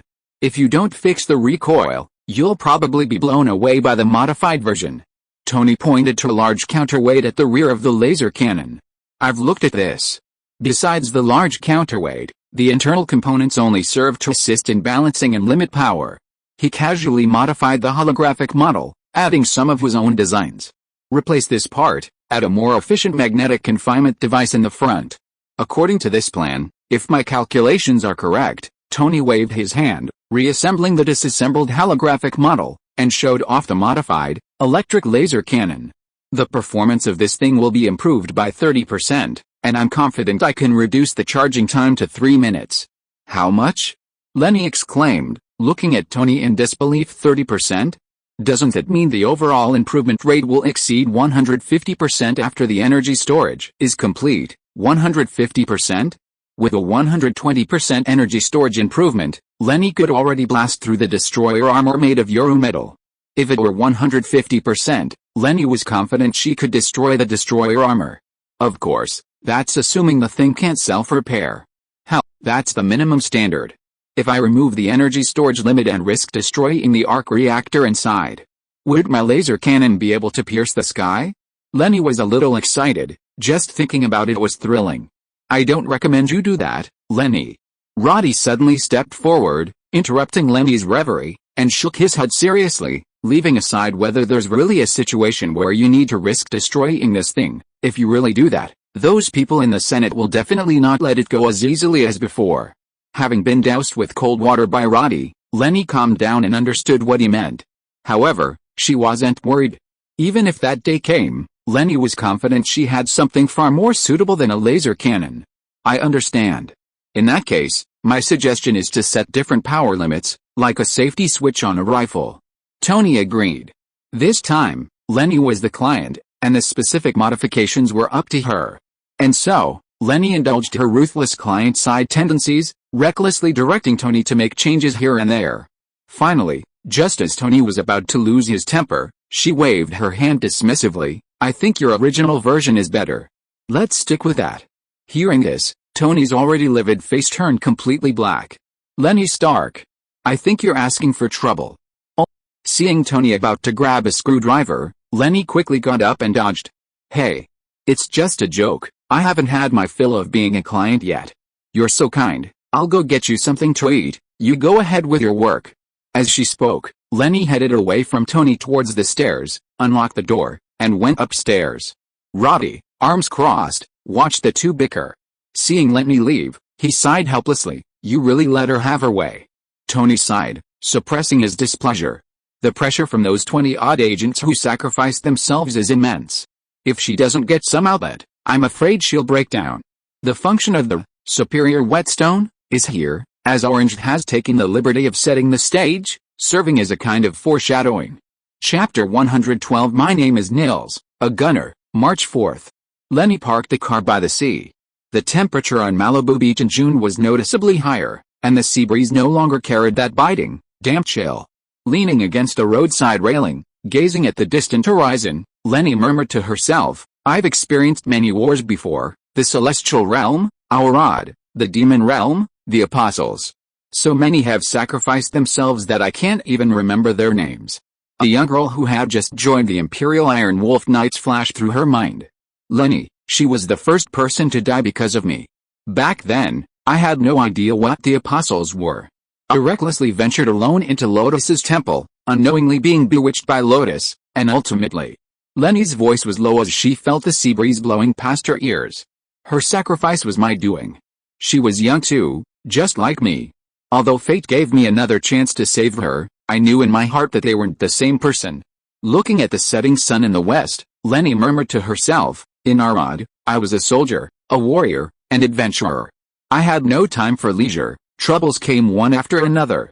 But here, I could temporarily set aside those responsibilities, and I thought that tragedy wouldn't happen again. But I was wrong. I made the same mistake again, wrongly underestimating the destroyer, wrongly leading those people to their deaths.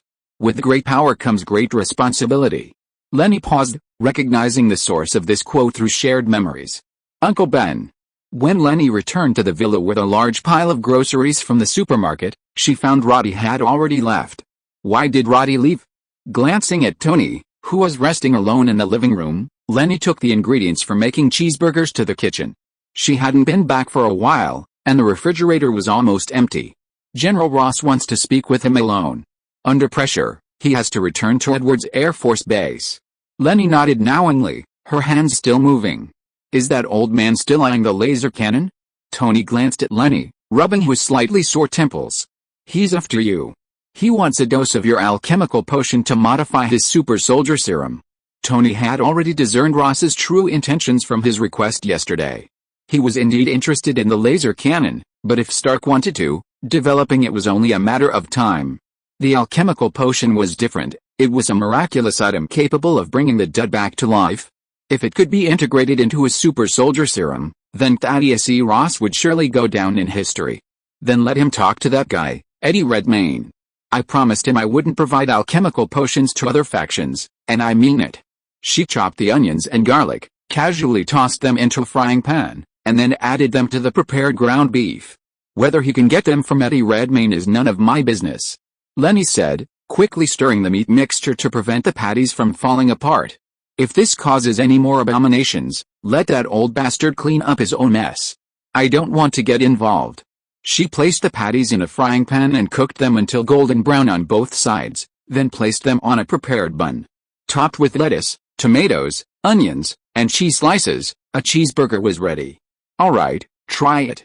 I don't know if it'll suit your taste, but it shouldn't be worse than what you get in stores.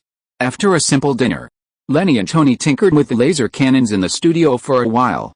When Pepper returned in the evening, the two handed over the remaining modification work to Jarvis and went to rest. Sitting on her large bed, Leni took out the tablet computer produced by the system. Leni hadn't yet checked whether the male gunner class inheritance, unlocked by the previous mission, was usable. Taking advantage of this moment of leisure, she wanted to see what this damn system was up to. However, to Leni's surprise, the moment her finger touched the male gunner's class image, a sudden wave of sleepiness pulled her into deep slumber. What's going on? Leni slowly opened her eyes, looking around blankly, only to find herself back in Feng Zhen's training ground once again. Are you Leni? A slightly magnetic male voice appeared behind her, and Leni quickly turned around to find the source of the voice. Before her stood a man in a tight-fitting outfit with snow-white hair and bare arms. The man looked at Leni with a puzzled expression, sizing her up and down with some uncertainty. Wasn't it supposed to be a woman? Why is it a man? Upon hearing this, Leni froze, looking down in disbelief. The obstruction was gone, revealing her feet, and those cheap flip-flops she'd bought for $10. Huh? Holy crap! Incredulously, she touched her manhood, tears streaming down her face. You're back, you're finally back. Embarrassed by the man's indecent actions, he rubbed his throbbing temples. First, who are you? Second, don't do that in public. Finally, can someone explain this to me? He yelled the last sentence. Damn it. Wasn't it supposed to be a cute girl? Why is it a rough guy? Did he lie to me? Impossible. There's no reason for this. Sorry, I got a little excited. You're Wang Daqiang, I mean, the destroyer, right? The man chuckled awkwardly, excitedly reaching for a pen or something to get an autograph. Stop. Don't move. Don't come any closer. Seeing the man about to approach, Wang Daqiang quickly backed away, signaling him to stay away. Keep your distance. I need to check with my superiors. My name is Nils, and I'm a gunner. Seeing the man stop awkwardly, Nils walked to a corner of the training ground, retrieved a communicator, and whispered into it. He occasionally glanced back at the man to make sure he wasn't moving before continuing. The man stood there awkwardly, unsure what to do, but his heart was pounding with excitement. Nils. It's Nils from Nils Sniper. You're not kidding, are you? For a moment, the man, not quite understanding the situation, was neither excited nor embarrassed. Wait a minute. Nils' character art shows him in green, and isn't he a sniper? Why is he wearing a destroyer's outfit? Wait a minute, shouldn't I be wondering what's going on with me? I've turned back? What about Leni? What about that girl? Chapter 113. Should I recharge my account to VIP3 first? 44. System. Come out here. Explain yourself. Ling. Please explore on your own, host. Explore banana my ass. What the hell am I supposed to do with you? The man tried to bring up the system interface, but to no avail. Instead, his waving gesture caused Nils to misunderstand. Thinking the man was urging him, Nils frowned and replied irritably into the communicator, I know, I just need to complete my mission, right? But you guys have to compensate me when we get back. After hanging up, Nils returned to the center of the training grounds hall and looked at the man, saying, let's get to know each other again. I'm Nils, your professional mentor. The man was a little stunned and shook hands with him. Is this guy so easy to talk to? Hello, my name is Ryan, I'm a streamer. Secretly wiping his hands behind his back, Nils nodded and looked Ryan over again. Your physique is too poor. Becoming a gunner will be very difficult. Hearing this, Ryan looked down at his thin, bony body and felt somewhat dejected. I rarely exercise and don't pay much attention to my diet, so... Before Ryan could finish, Nils interrupted him. But there's a way. Due to our previous negligence, the higher-ups have decided to compensate you with a growth capsule, which should be delivered to you now. He pointed to Ryan's right, indicating that he should open the void warehouse. Huh? A growth capsule? Not fully understanding the situation, Ryan opened the warehouse as instructed and began rummaging through it.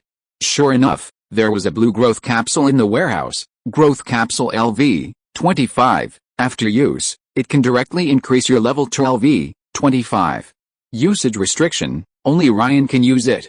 Somewhat incredulously, Ryan took out the small blue capsule, and the more he looked at it, the more he felt that something was wrong with this thing. Are you sure this thing is this color? Nils asked, somewhat puzzled, but replied matter-of-factly, no problem. The less effective ones are green, the more effective ones are blue, and the best ones are even gold. Ryan held the small blue pill in his hand, examining it closely for a while, but couldn't see anything unusual. Finally, he mustered his courage and swallowed it. He didn't feel anything at first, and was about to ask Nils if it was broken, when he saw Nils grinning mischievously at him. Holy crap. Damn it, I've been tricked by that bastard. A sharp pain shot through him, and Ryan immediately passed out, only managing to utter, you're so cool. Seeing that Ryan had actually fainted from the pain, Nils's mischievous grin vanished. He pulled an adrenaline syringe from thin air, crouched down, and injected it into Ryan's arm. I've done everything I can. Whether you can pull through is up to you. The intense pain caused Ryan to oscillate between unconsciousness and lucidity, his mind consumed by nothing but the thought of death. The excruciating pain in his skin, muscles, nerves, and even bones made Ryan feel like he was living a life worse than death. Ryan tried to cry out several times, but the excruciating pain, as if he were being torn apart, rendered him completely speechless. And so, after what seemed like an eternity of being torn apart and subjected to slow slicing, Ryan miraculously awoke. Damn it. It hurts, it hurts, it hurts. Belatedly realizing what was happening, Ryan abruptly sat up, instinctively rubbing his body. But before he could react, a cannon blast rang in his ears. Ryan's ears twitched, and his body instinctively bent. An anti-tank missile, crackling with a pale arc of electricity, grazed past his chest. Damn it. What are you doing? You didn't even warn me? Rubbing his chest, still tingling from the electric shocks from the anti-tank gun, Ryan cursed, "Seriously, all you gunners are the same.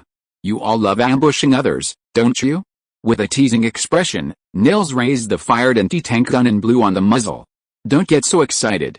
I just wanted to see how much your body has improved. Don't worry, you won't die." Hearing this, Ryan belatedly realized that his body seemed different. Holy crap. These muscles. These abs. These thighs. This strength. That thing is too effective. Because your situation is rather special, the higher-ups have decided to give you some compensation. Your physical strength attributes have now caught up with your original form. Retracting the anti-tank cannon, Nils leaned against the arena behind him and teased, "But I didn't expect your physical abilities to be this bad. If you weren't here, you wouldn't actually die, you would have been reborn dozens of times by now." Ryan scratched the back of his head awkwardly, then felt a chill run down his spine. My clothes." Noticing Ryan's strange gaze, Nils quickly waved his hand to distance himself. "Hey. Don't overthink it. Your clothes were torn when you were struggling, it has nothing to do with me." Withdrawing his gaze suspiciously, Ryan then tried to find something to change into. But when he opened the warehouse, he was dumbfounded. It was all Ryan's clothes. What was he going to do? After looking through the women's suits in the warehouse and estimating the size, Ryan finally gave up. If he were still skin and bones like before, he might have been able to try wearing it, but now, looking tall and mighty, how could he possibly fit into it? Just as Ryan was feeling at a loss, the game store button lit up. "That's right. I can buy outfits." Receiving the system prompt, Ryan quickly opened the outfit section of the store. Sure enough, all sorts of high-end outfits were scattered throughout. There were New Year's sets, May Day sets, National Day sets, summer sets, snowman sets, animal sets. Various styles and classes were all available. Ryan browsed for a long time and finally found a male gunner outfit called Forgotten Hero Legend among a bunch of holiday outfits. He then selected an outfit set called Steel Spirit's Blessing Black from it. Then he looked at the price. What the heck? Store price. 3,990 points. Damn system. You come out here. You dare sell a New Year's outfit for this price? Link. If the host has any questions, please contact customer service. There's customer service, huh? Then I'll find. Wait a minute. What kind of customer service am I supposed to contact? Do I have to recharge my VIP3 first? Please explore on your own, host. I'm so pissed off. Ryan mentally ranted at the system for about 10 minutes until Nils on the other side got a little impatient and finally stopped. Wait a minute, I'll get some clothes. Ryan had already seen through the system's shameless nature. This guy must have been eyeing the 4,000 points left in his account for a while. And he even shamelessly listed it at 3,990. Isn't this bullying honest people? The actual price of this product is 39,900. Due to the host's special circumstances, the system has already given the host a 10% discount. Please be mindful of your manners. Manners? I'll be your manners, my ass. Don't worry, everyone. The protagonist of this book remains Leni. Ryan has very little screen time and only appears in the professional dojo. Orange, the author, lacks the ability to write a dual protagonist story. This section is merely set up for later content and won't be haphazard.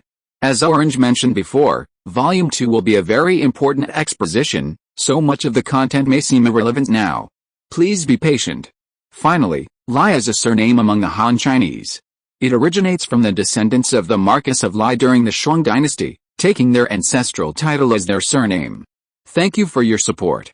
Chapter 114 has a good idea, but it's still a bit weak. Ugh. A strong sense of weightlessness washed over him, and Ryan crashed to the ground, suddenly passing out again. Huh? This young man, he just fell asleep the moment he hit the ground? The sudden fainting startled Nils, who was about to check on Ryan when he saw that the guy had actually woken up again, still half asleep. Ouch! That hurts. Rubbing his forehead, which was throbbing from being knocked unconscious by the system, Ryan reluctantly clicked the purchase button. Link. Purchase successful. Current balance. 10 points. Cursing under his breath, Ryan, not daring to confront the system directly, reluctantly opened the outfit system. He placed a cool and imposing black combat suit into the outfit slot, and a magical effect immediately appeared on Ryan. The previously tattered and dusty Ryan suddenly looked like he had been transformed.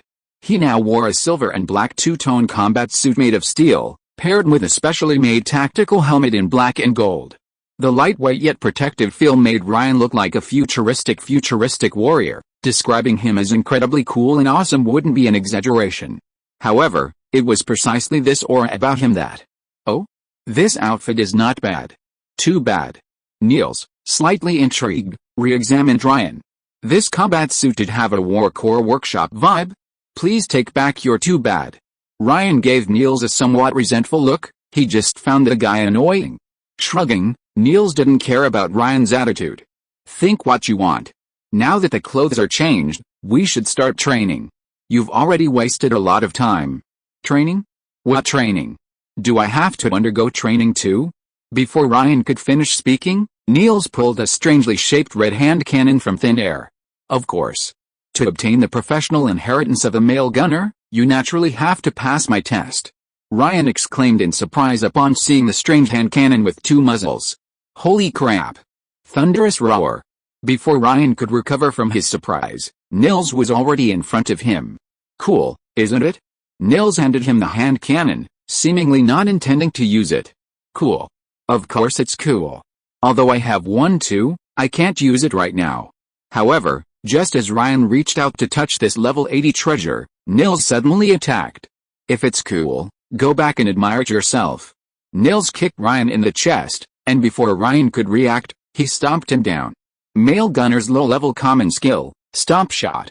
The reddish-brown double-barreled hand cannon was shoved directly into Ryan's face, giving him no chance to beg for mercy. A mocking smile appeared on Nils's lips, and his finger repeatedly pulled the trigger. Boom boom boom boom. Boom. Unbelievably, 5 consecutive shots were fired, each time both muzzles of the hand cannon fired simultaneously.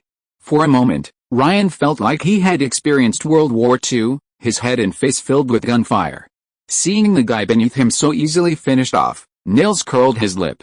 Tisk noob. 10 minutes later, Ryan regained his senses. After the female gunner's torment, Ryan knew exactly what he needed to do. At least he couldn't be like Leni, getting humiliated for hours for no reason. Please wait a moment, I need to adjust. Seeing this, Nils didn't attack without a word like the female gunner had, but instead placed the anti-tank gun he was about to fire beside him. Although I really want to complain that no one will wait for you to adjust on the battlefield, but considering your special situation, I'll wait a bit. Thank you so much. Out of the corner of his eye, Ryan stretched his body slightly, secretly assessing the distance between himself and Nils. Was a direct charge too far? Should he use a ranged attack? After weighing the options in his mind, Ryan pretended to stretch his back while hiding his hands where Nils couldn't see. Nils, who had been watching Ryan intently, smirked slightly, pretending not to notice the other's subtle maneuver. Interesting. Sure enough, the next second Ryan suddenly flung his anti-tank gun out from behind him, ready to fire back at Nils. But Ryan's clumsy acting was riddled with flaws in Nils's eyes. Nils shifted his stance, his right foot gripping the anti-tank gun's handle, and with a powerful pull, the entire anti-tank gun was lifted into the air by Nils, his right hand holding the handle firmly, his left hand casually gripping the grip. The trigger was pulled. Boom. Nils's second shot actually collided directly with Ryan's first shell. The explosion instantly engulfed the space between the two. However, before Ryan could even marvel at the magic of Nils's shot, another anti-tank gun pierced through the smoke of the explosion, heading straight for Ryan. Ryan's eyes widened, staring blankly as the shell approached his chest. Holy shit. Ryan only managed to gasp before watching helplessly as he was blasted to pieces. Before his consciousness faded, Ryan only remembered hearing Nils say, "Hell, your idea isn't bad, just a bit weak." After an unknown amount of time, Nils, feeling bored, yawned. "Hey. If that's all you're good for, I suggest you go home and sleep. Don't keep me from working." Ryan lay pathetically on the training ground, on the verge of tears. Before, watching Leni constantly undergo training, getting crushed and getting back up again, he thought she was nothing special.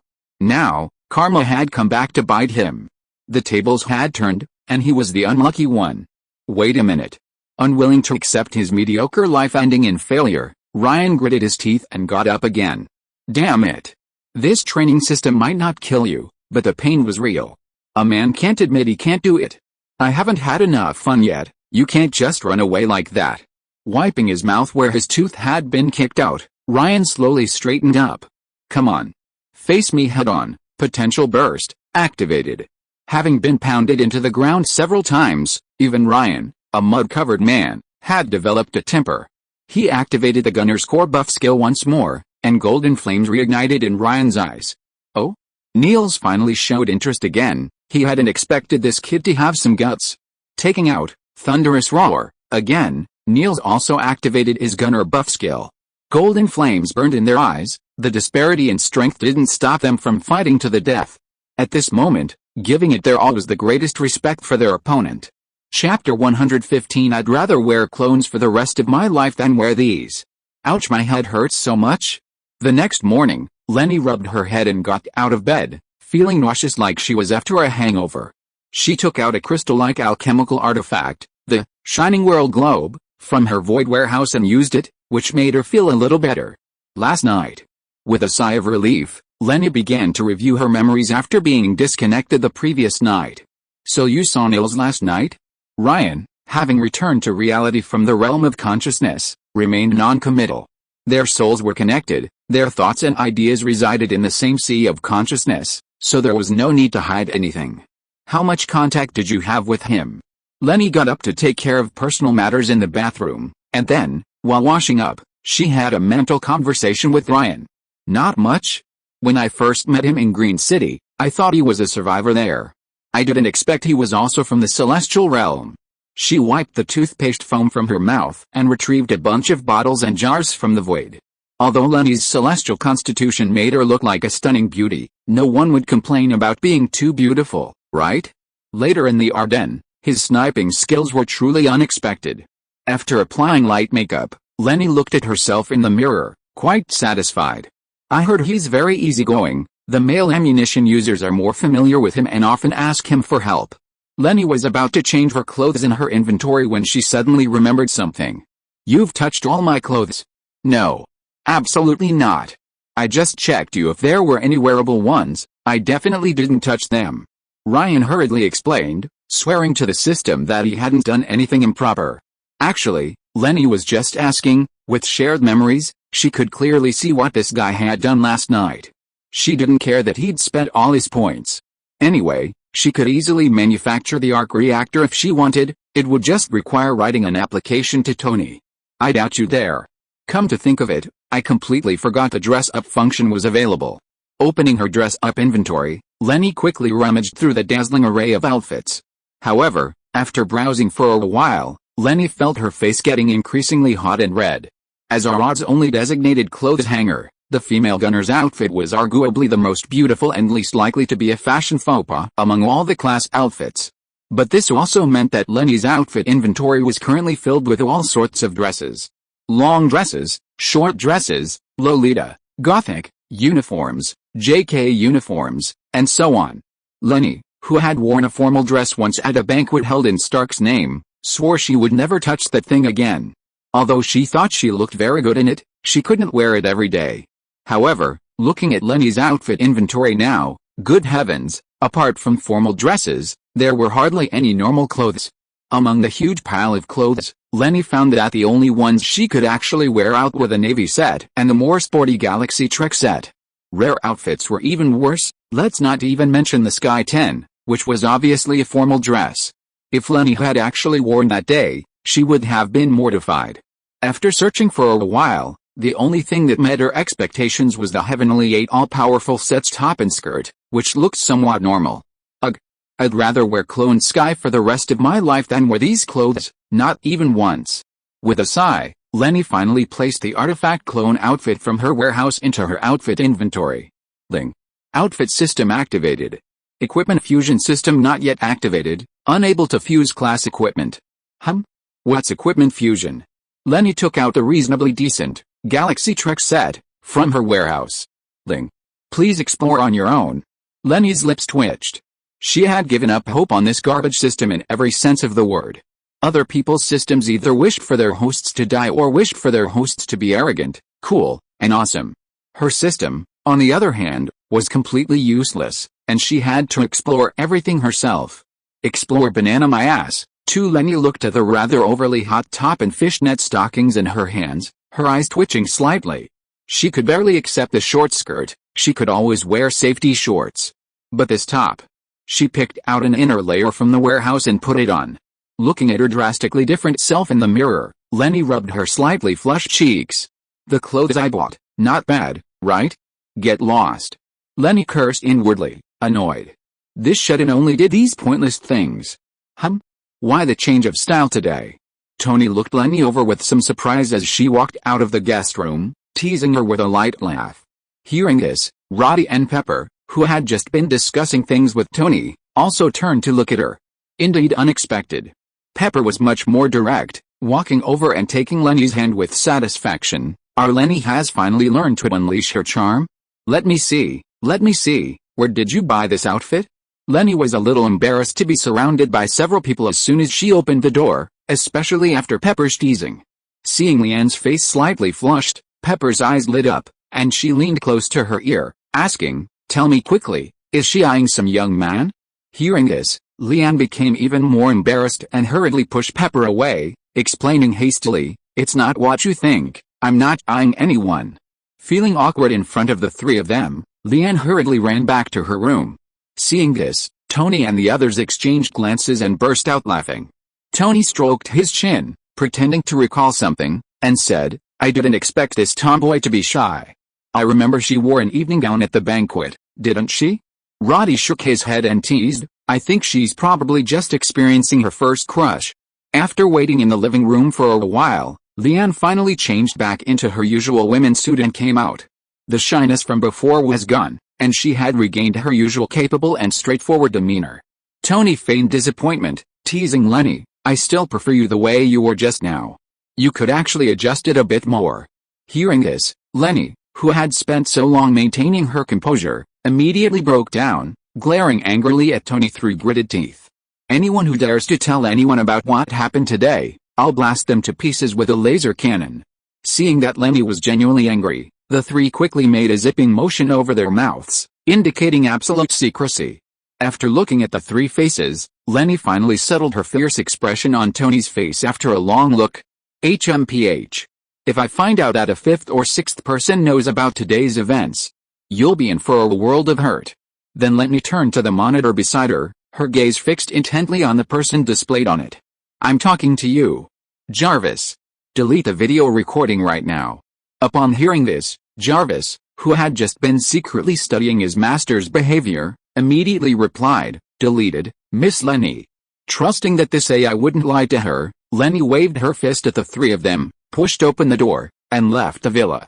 Jarvis, re-encrypt and archive the video.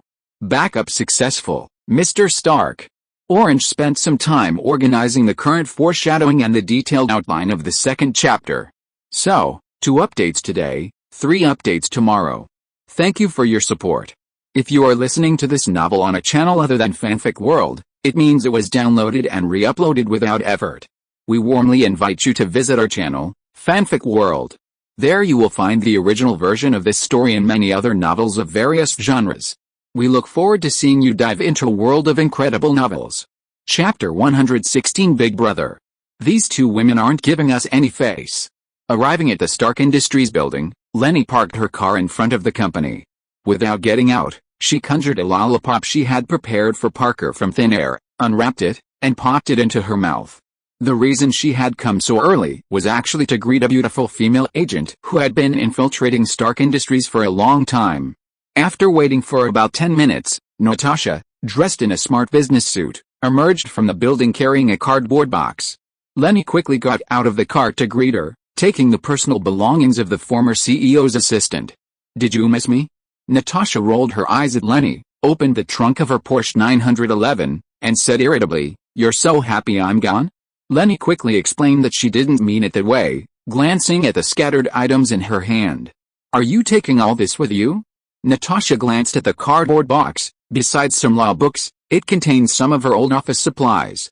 "Keep those books for me, the rest is fine, just keep them safe for now, and take them back with you when you go back to headquarters next time."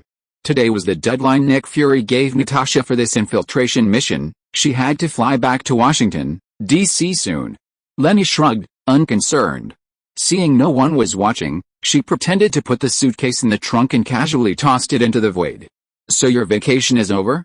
It's over. Fury told me to report back to the agency tomorrow. This is the last deadline I could negotiate. Natasha had rarely had such an easy time working since joining S.H.I.E.L.D. This few months of infiltration at Stark Industries, compared to similar missions infiltrating other countries to steal secrets, was practically a vacation. Nick Fury, unusually, hadn't been unreasonable, giving Natasha enough time to adjust her mindset before returning to S.H.I.E.L.D. Although Bobby usually takes advantage of people quite a bit, he can turn a blind eye to this kind of disguised vacation for agents under the guise of a mission. Next, to the airport. Leni got into the driver's seat and looked at Natasha on the other side. Let's go. What needed to be done has been done. If we delay any longer, Fury will start yelling. Natasha wasn't the type to crave a vacation and avoid work. A woman like her, whose fate was decided from birth, destined to struggle to the death in the field of espionage, was already quite content with this brief respite. Nodding, Leni didn't say anything more and started the car, heading straight for Los Angeles Airport. Neither of them spoke the entire way, not because they had a bad relationship or lacked topics. It was simply because neither of them was in the mood for small talk. Leni had no idea what Natasha was thinking. But she herself was currently preoccupied with the scene of Ryan and Neil's before their training last night. The main quest hasn't indicated completion. Does it require me to complete Nils's training and pass his final test? Ryan's voice echoed in the consciousness world. Clearly he was also pondering this. I don't know, but judging by the female gunner's standards, you'll need to withstand at least half an hour of that girl's relentless bombardment. Ryan rubbed her hair impatiently, one hand on the steering wheel, the other resting on the car window. Natasha glanced at her. Is something bothering you? Startled by Natasha's interruption, Ryan paused, quickly gripping the steering wheel again. No. I'm a little annoyed by General Ross. That old bastard wants to get a vial of alchemical potion from me. This piqued Natasha's interest, although she didn't know exactly what had happened in New Mexico. She had indeed heard from Clint that the military was paying close attention to Ryan recently. Especially General Ross, with whom she had previously dealt, who had been frequently visiting S.H.I.E.L.D. lately. General Ross hasn't given up on his super soldier program yet? As clever as Natasha was, she quickly pieced together the facts and guessed the truth. No, he came to see Tony a couple of days ago, but he sent him away. There was no point in hiding it. If it weren't for S.H.I.E.L.D.'s poor air power, she wouldn't have contacted General Ross in the first place. Nor would she have let that old man's drone linger in the air for so long. What are you planning to do? Natasha asked curiously, glancing at Leni, who was wearing sunglasses and skillfully maneuvering the car through the dense traffic. Me? What can I do? I already promised Nick Fury I wouldn't supply alchemical potions to other factions. I'll just leave this to him to handle. Leni didn't care about the details, she was just annoyed by General Ross's constant harassment. Anyway, I only supply S.H.I.E.L.D. with a limited number of bottles of alchemical potions each month. In the end, it's still up to Baldy to decide what to do with them, isn't it?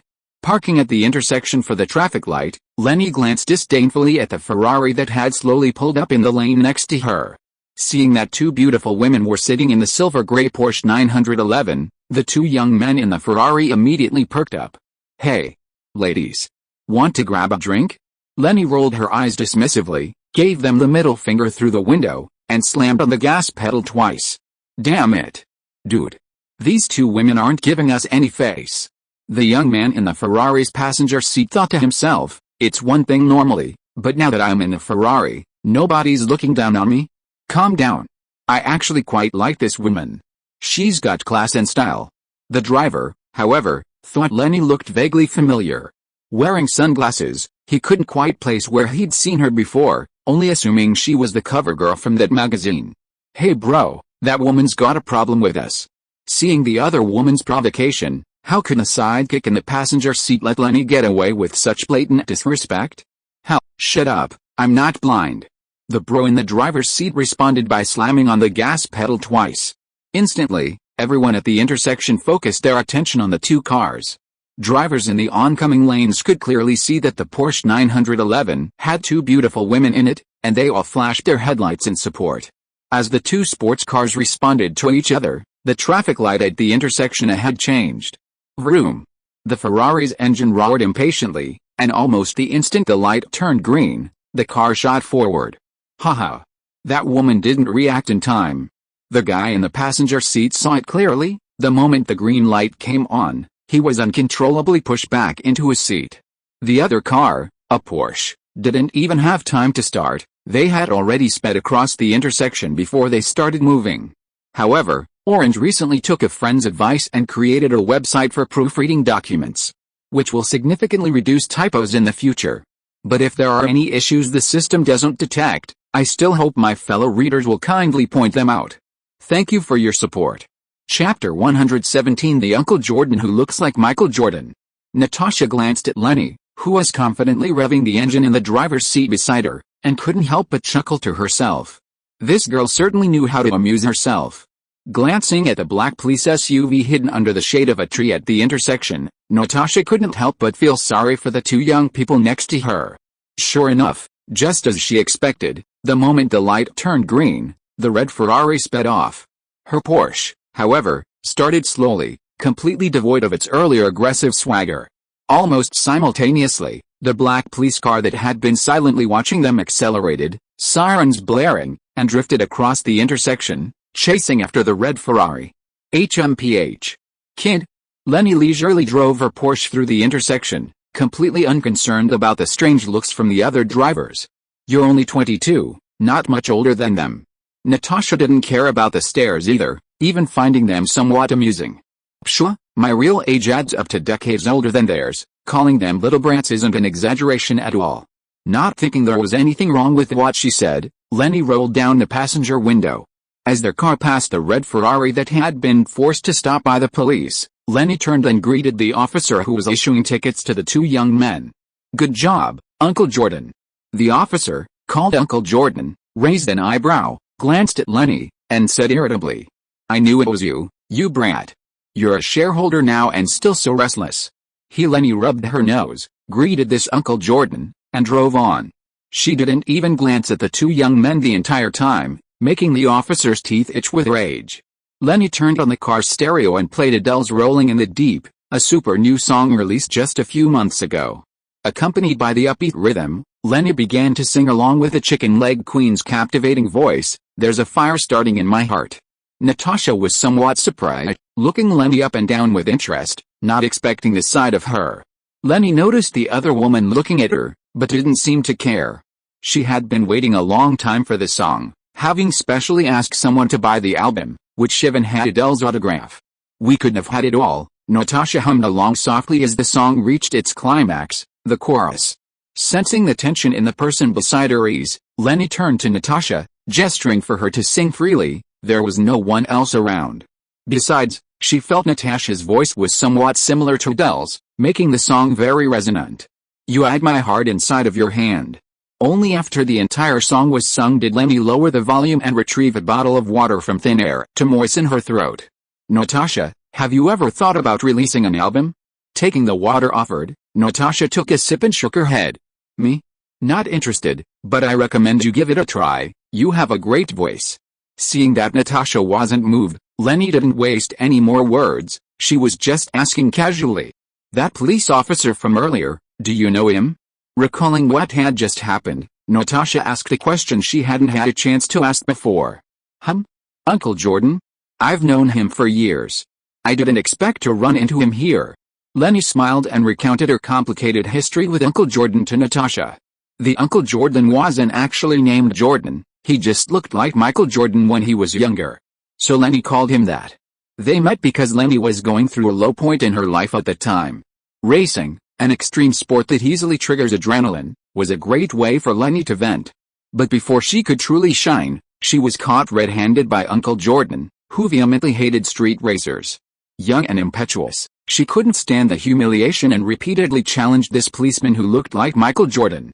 Unfortunately, Leni was too inexperienced back then, and her provocations always ended in defeat. If it weren't for Uncle Jordan's patient and persistent guidance, Leni would probably be in federal prison now. What's his real name? Why didn't you contact him afterwards? Natasha asked curiously. She had seen Leni's file, and S.H.I.E.L.D had records of her past. However, Uncle Jordan wasn't mentioned, so she was also curious about how Leni had overcome that difficult period. Oh, I forgot. I think I've called him Uncle Jordan ever since I met him. But I know he has a daughter named Mana. Leni touched her nose, a little embarrassed. The reason we don't keep in touch is because once I was speeding and he caught me and slapped me. I got angry and smashed his phone. Recalling her embarrassing moment, Leni still felt a little awkward. That phone was actually a keepsake left to him by his wife, containing many memories of them. Natasha was stunned, not expecting such a story. Later I found out that his wife died because of street racers, which is why he resented those people. Nodding, Natasha understood, anyone would feel resentment after experiencing something like that. Then, after realizing what a stupid thing I'd done, I tried to help him recover the data on his phone, but it was completely unusable. Leni could still recall how hard she had tried to fix that phone. After that, Uncle Jordan never contacted me again, and I didn't want to bother him. But whenever I saw his police car on the street, I'd do what I did today and help him improve his performance. Skillfully changing lanes and overtaking, Leni drove onto the airport expressway, her speed unconsciously increasing. You'll find out later, I was invited to join S.H.I.E.L.D's research department, and I haven't been back to Los Angeles for over a year, let alone had any contact with him. Natasha understood, instinctively gripping the grab handle above the passenger seat. She finally understood why Leni drove so recklessly, it was all because of those police chases. Glancing at Natasha's posture, Leni grinned. Don't worry, I drive very steadily. Uncle Jordan may complain about my speeding, but he really approves of my driving skills. Natasha rolled her eyes at Leni, the meaning clear, I don't believe you. Chapter 118 Miss Leni, may I ask for your autograph? Accompanying Natasha to the airport, Leni reached into her pocket and took 2 alchemical crystals, placing them in Natasha's bag. Natasha had little luggage, only Leni's handbag containing some cash and identification under the name Natalie Rushman. Take care of yourself, Leni said, staring into Natasha's dark green eyes. In her heart, Natasha was a tragic figure, and in this life, she had a mentor-student relationship with her. Leni didn't want to return to S.H.I.E.L.D only to hear of Natasha's death.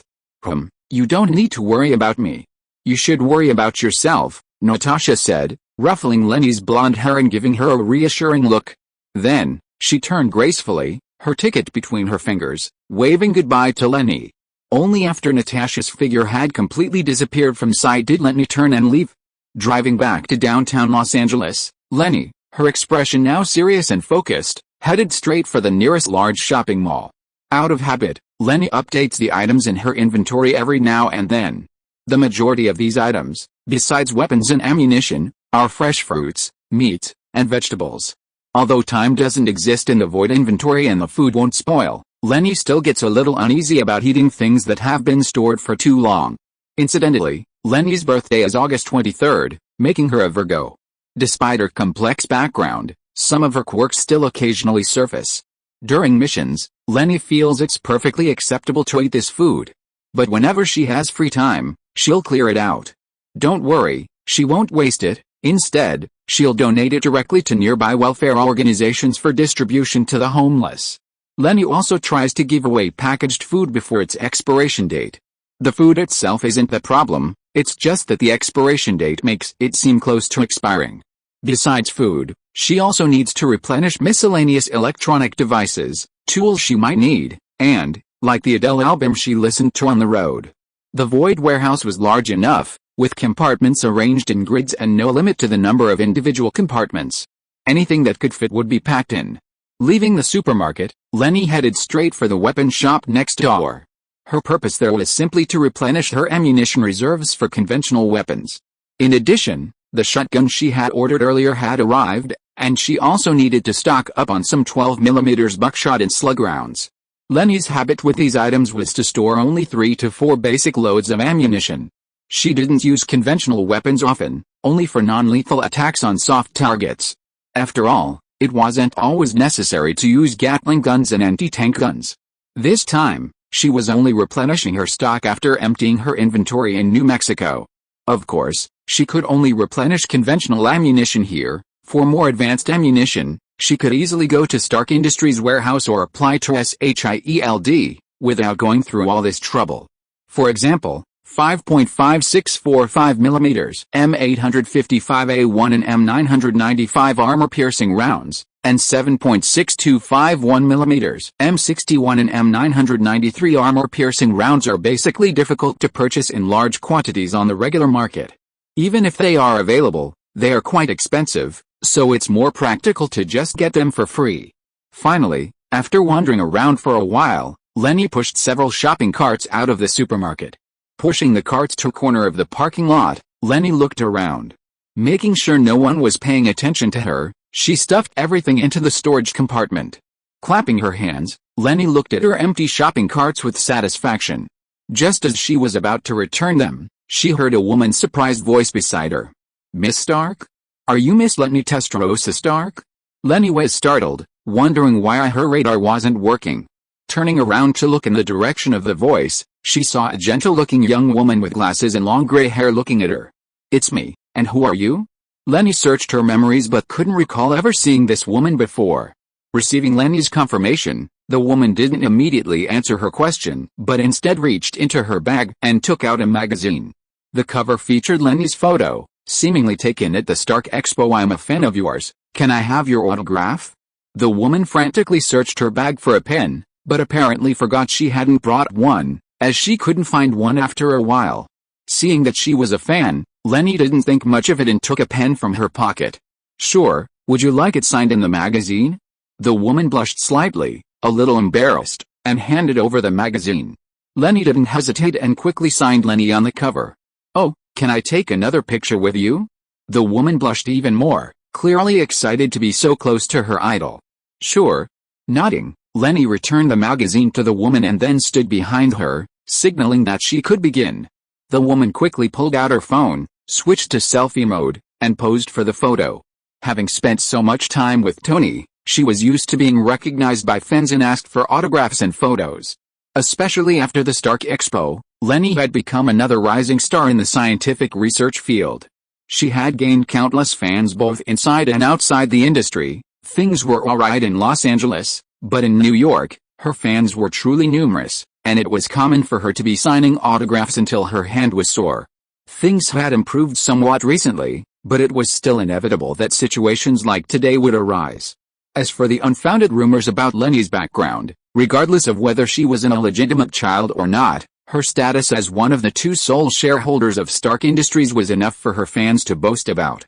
After the photo session, the woman didn't want to bother Leni any further.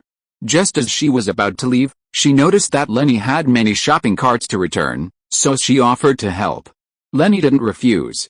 Although she didn't know if the woman had seen the whole process of her collecting the items, she didn't care.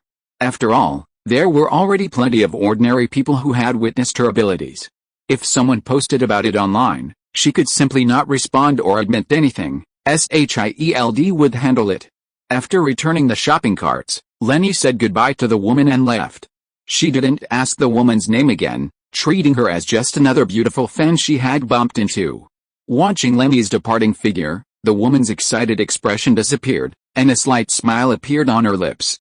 A look of certainty flashed in her eyes, hidden behind her black-rimmed glasses. Chapter 119. You promised to modify my flamethrower. By the time Leni returned to her seaside villa in Malibu, it was already afternoon.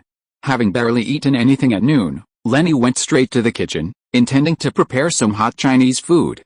"I'll do it. I used to live alone, and I always took care of my own meals," Leni said without hesitation. In truth, whether it was her, Ryan, or little Leni, their memories were intertwined, so it didn't matter who cooked, it was just a matter of familiarity. She skillfully took out some ingredients she'd bought the day before from the refrigerator. It was best to use them up as soon as possible. She expertly sliced the beef and green peppers into strips, then marinated the beef strips with cooking wine and other seasonings for a while. Leni retrieved the beef rolls, tomatoes, and glutinous corn she had just bought from her virtual warehouse. She blanched the tomatoes in boiling water to make peeling easier, then chopped them into small pieces and simmered them in a pot until they released their juices. She added some tomato sauce for flavor, then water and corn, and cooked for about 15 minutes. While the beef strips marinated, Leni began preparing the beef and green pepper dish. Pour the beef into the pan and stir-fry until it changes color and is about 90% cooked. Then add the blanched green bell pepper strips. Add salt and other seasonings, stir-fry over high heat for 2 or 3 minutes, and a plate of green bell pepper and beef stir-fry is ready. Turning back, put the prepared sliced beef into the boiling pot and simmer for about 2 minutes. A nutritious tomato, corn, and beef soup is also ready. Plate both dishes and Leni looks at her own cooking skills, thinking that the presentation is not bad, so she hasn't embarrassed herself. Looking up at the two guys standing at the kitchen door, drooling, Leni rolled her eyes. I didn't eat lunch, so I only made this much? You two didn't eat either, did you? Tony and Roddy exchanged a glance and said in unison, no. Frowning, she glanced at the rice cooker next to her. They didn't particularly like rice, so it should be enough. This is the dish. Oh well, Leni took out the remaining tomatoes, cracked a few eggs, and quickly cooked them in the pan. A tomato and egg stir-fry was ready in a few minutes. The sweet and sour tomato and egg dish was clearly more popular with the two of them.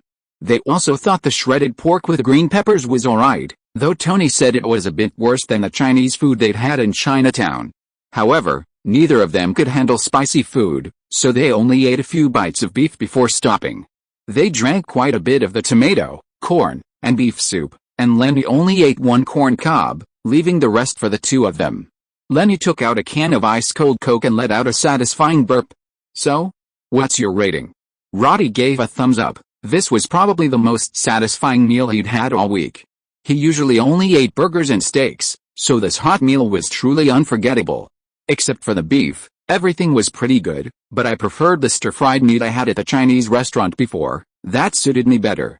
Tony, unusually, didn't argue with Leni, comfortably leaning back in his chair with his wine glass. Jarvis has finished modifying your laser cannon.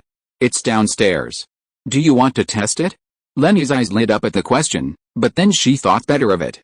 No, this thing is too powerful. I don't want to cause trouble for Nick Fury. The last time she upgraded Rhode's armor, the resulting mess was cleaned up by Nick Fury. Although Rhode later said the military didn't really pursue the matter, some bystanders still witnessed the scene. After all, the towering flames and explosions were undeniable. Looking at the brand new laser cannon lying quietly on the workbench, Leni's eyes shone as she reached out and touched the massive barrel. Stark's modified charged laser cannon, LV-25, LV-30, gunner exclusive skill weapon additional attribute, Stark's four-side modification, destructive power plus 30%. A charged laser cannon modified by Tony Stark, with the energy storage device replaced by a custom-made arc reactor. Reduced weapon weight and recoil, increased weapon destructive power and attack range, shortened weapon cooldown and charging time. Stark Industries. Leni ran her hand over the Stark Industries inscription engraved on the center of the laser cannon, exclaiming, "You're such a big spender. You can customize and assemble the entire set of parts from home." Even though she'd seen it many times, Leni couldn't help but envy Tony Stark's wealth. He actually had a whole set of machine tools installed in the basement of his villa. If he wanted, he could make a new Iron Man suit with a flick of his finger anytime. Just provide me with more of that premium whetstone, I'm more interested in that stuff. Tony scoffed, thinking, don't I know you? Besides giving him a bunch of gold coins she herself struggles to use, I won't pay Tony a single cent. Leni readily agreed. She had no use for those things herself anyway. What harm would it do if he gave her everything? By the way, about that flamethrower you promised to modify for me? Tony raised an eyebrow, somewhat surprised. You actually have one? Leni smiled slyly and summoned the focused flamethrower from her armory. This was a LV-30 skill weapon she had unlocked early through the expert contract, after reaching level 25. Compared to the basic flamethrower, the focused version had a much longer attack range and the flame temperature increased by thousands of degrees. Although Leni didn't particularly like it, since Tony had promised to modify it for her, she might as well give it a try. Tony's lips twitched as he looked at the flamethrower Leni had placed on the workbench. I take back what I said. Putting aside whether Tony could actually modify it, just the fact that this flamethrower was out of place seemed a bit undignified. Who plays with fire these days? Would a plasma jet be much better? I'll say it again, if you could make an ice sprayer, I might be able to modify it for you. This thing, don't even think about it. He gestured for Leni to put the thing away, not to get in the way. A flamethrower? Sorry, even a dog wouldn't use that. Fine, you'd better keep your word. Leni focused her consciousness into her professional weaponry, then pulled up the unlock conditions for the ice sprayer. The system showed that unlocking this weapon required acquiring a compressed liquid nitrogen storage tank and level II space technology. Wait, why are the unlock requirements for LV-60 skill so high? The storage tank is easy to understand, but what Leni was confused about was what this so-called level II space technology was. When unlocking the X2 Sun God cannon, the system only required Leni to acquire artificial star technology. She had managed to create an artificial star with Tony's help. The X2 Sun God cannon was also successfully unlocked. She just needed to level it up to the required level to obtain the necessary permissions. But how did she get this space technology? She hasn't even seen Class I space technology yet. Chapter 120 I'm going to build the most awesome skyscraper in New York. You're going to build a skyscraper? Pepper looked at her boyfriend in disbelief, glancing at Leni out of the corner of her eye. She already knew from Roddy why the blockhead had suddenly come to his senses last night. But this was one thing at a time. She couldn't let Tony act recklessly just because she'd agreed to be with him. You're going to build Stark Tower? Leni's reaction was equally surprised, then she frowned thoughtfully. Tony nodded matter-of-factly, then asked Jarvis to pull up a satellite map of Manhattan. After a quick glance, he highlighted a building standing in the center of Manhattan. Jarvis, calculate how much it would cost me to buy this building? Before Pepper could refuse, Jarvis provided a series of information about the building. The MetLife building, formerly known as the Pan Am building, was completed in 1963. Standing approximately 246 meters tall, it was one of New York City's landmark buildings at the time. Ignoring Jarvis's incessant chatter, Tony clapped his hands to signal him to stop and stated succinctly, "How long will it take me to buy it? Scheduling an appointment for you." Seeing that this guy was getting more and more enthusiastic, and actually wanted to buy the building, Pepper quickly stood up to interrupt. Wait? Such a big thing, and you're not even going to discuss it with me? Isn't this exactly what discussing it with you? Jarvis, help me offer the company's boss a price he can't refuse. Tony's matter-of-fact manner left Pepper speechless. What kind of discussion is this? You're just informing us, and... Yes, I'm informing you to discuss the actual plans for the new building. I want it to be the tallest and most magnificent building in Manhattan. Tony pulled up a holographic view, showing the two of his previous design plans. Pepper helplessly rubbed her forehead and smiled wryly. Sure enough, this guy hadn't changed at all. She'd even thought Tony'd finally seen the light. Pepper slumped weakly against the sofa, waving her hand to indicate she didn't care anymore. Whatever, I just have a headache. Seeing this, Leni didn't say much, taking a shining world globe from thin air and handing it to Pepper. Perhaps this will make you feel a little better. Leni gestured for Pepper to place the world globe on her temple, soothing her.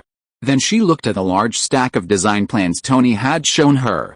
If you're really sure, I think you can set aside a separate area on the top floor, or reserve a few floors as living quarters. Leni planned to move directly to New York. After all, living in Tony's villa all the time wasn't a good idea. Before they were officially together, it was fine. Pepper lived there because she was Tony's personal assistant. But now that they were together, this was the Starks' home, so what was she? She used to be able to shamelessly stay here under the guise of being an assistant, but now that she's still lingering, it's a bit too much for her to see the bigger picture. Besides, moving to New York has its advantages. At least she won't have to fly to Aunt May's house anymore. I've been thinking about that too, Tony said, pulling over a holographic view. This was his favorite design, bold, grand, and bursting with technological flair. Enlarging the huge Stark logo atop the building, Tony rubbed his chin in satisfaction. This one's the best, Jarvis. Get the workers up and running. Leni noticed that Jarvis had given a rough completion date for the reconstruction. Around early next year, maybe even March or April. This relieved her. There was still time. She still had time to prepare.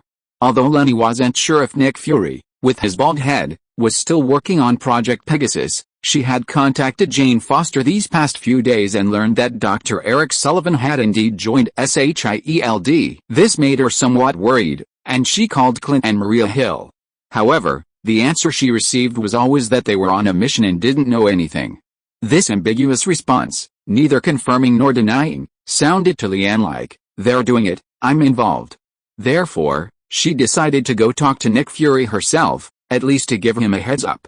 After finalizing the Stark Tower matter with Tony, Leon hurriedly flew back to S.H.I.E.L.D. headquarters.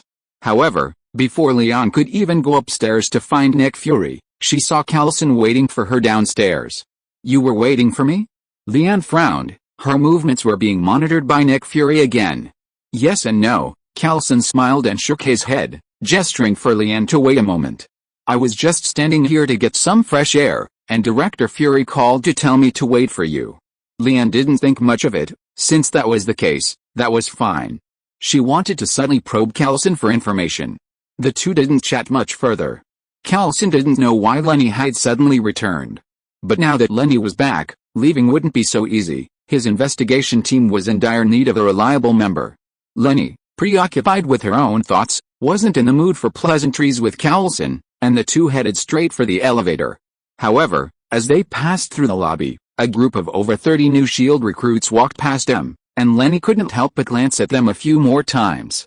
Are they new recruits this month? Callison followed Leni's gaze, and without thinking much of it, nodded in response. Yes, the agency is short-staffed right now, in every sense of the word. Hearing this, Leni didn't think much of it. S.H.I.E.L.D. received many new recruits every month, so it wasn't unusual for 1 month to have an unusually large number. But for a fleeting moment, she thought she saw someone who looked somewhat familiar. However, after staring at the backs of the group of new recruits for a while, Leni couldn't recognize the person. She simply ignored it, assuming she had mistaken them for someone else. How did things go with what happened last time? Standing in the elevator, Leni hesitated before asking about the compensation for the agents who had died in the previous incident. Yes, it's all settled. In addition to the funds you provided, S.H.I.E.L.D. also provided some extra jobs for those families to help them recover. Callison's usual smile faded as he mentioned this. However, many families are not satisfied, since they didn't even get to see the bodies.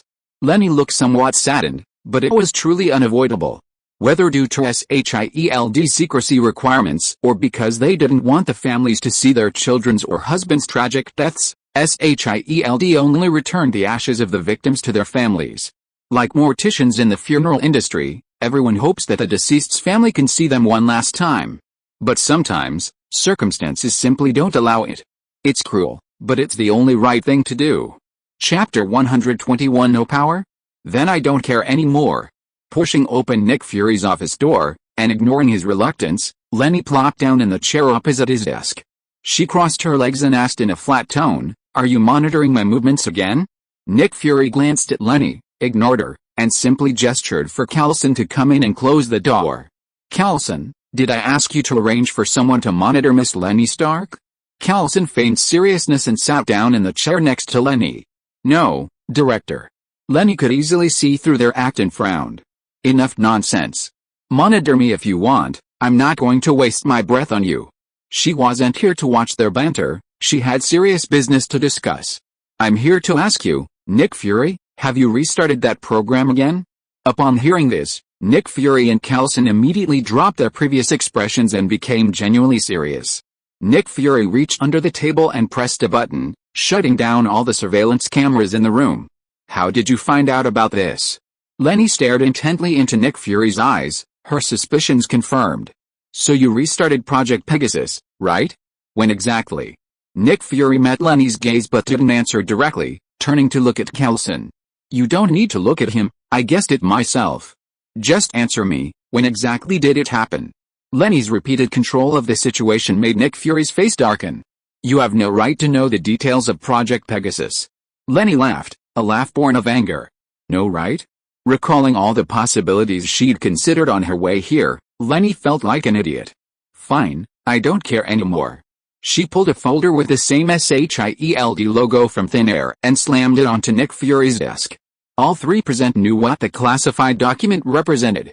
"I'm warning you, Nick Fury." Leni pointed at Fury's nose and snapped, "Don't you dare mess things up and then come crawling back to me for a favor. You don't deserve it." With that, Leni ignored Nick Fury's livid face, got up, and slammed the door shut as she left. Callison glanced at his boss's expression, then cautiously reached for the document and opened it. Avengers Project, He quickly reviewed the plan's contents up to this point. It detailed the information of several Avengers candidates. Leni Testarossa, Level 6 Agent of S.H.I.E.L.D, Special Advisor in Alchemy. Tony Stark, Special Advisor of S.H.I.E.L.D, Iron Man suit user. Bruce Banner, Hulk, Ph.D. in nuclear physics. James Rhodes, Air Force Colonel, War Machine suit pilot. Phil Coulson, Level 8 Agent of S.H.I.E.L.D. Clint Barton, Level 7 Agent of S.H.I.E.L.D. Natasha Romanoff, Level 7 Agent of S.H.I.E.L.D. This list of candidates for the Avengers program was provided by Leni. Clint, Natasha, and Coulson were already confirmed candidates.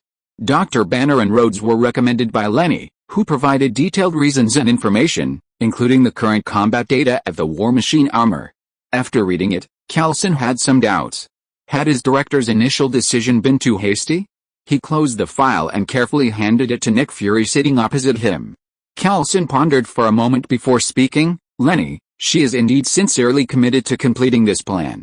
Looking through the data, Nick Fury rubbed his temples, forcibly suppressing his anger. But she's too strong, and there's a possibility she could lose control at any time. Coulson didn't speak. He vaguely felt that his director's attitude towards Leni was off.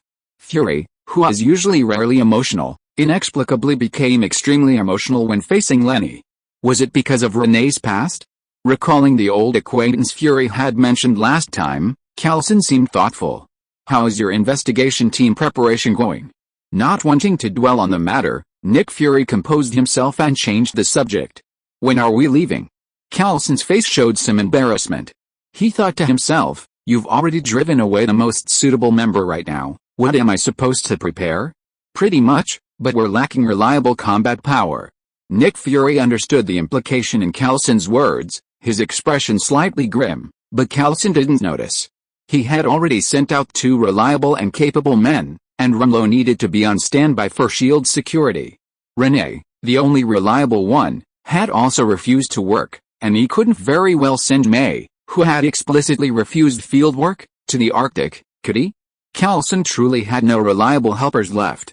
Feeling a throbbing pain in his brow again, Nick Fury suddenly realized he had no reliable people around him. He only had a few reliable fighters, and with so many missions, he didn't even have a single reliable combatant left. Sighing, Nick Fury gestured to Coulson not to worry about him. Go talk to Leni. Don't mention S.H.I.E.L.D, just invite her in your personal capacity, and definitely don't mention me, otherwise she won't agree. Coulson nodded. He had the same idea. Having known Leni for so long and gone on so many missions with her, Coulson knew her character well. She was the type who responded to gentle persuasion but not force. If you sat down and talked to her properly, she would respect your opinion. But if you dared to go against her head, she would definitely make you suffer. Clearly, Nick Fury also understood Leni, but Coulson didn't understand why she was still so stubborn. Leaving the director's office, Coulson used AI to inquire about Leni's whereabouts. He was somewhat surprised to learn that she was currently in Natasha's room. But not wanting to dwell on it, Coulson went directly to Natasha's private lounge. Sitting on the sofa in Natasha's room, Leni looked around the room with interest.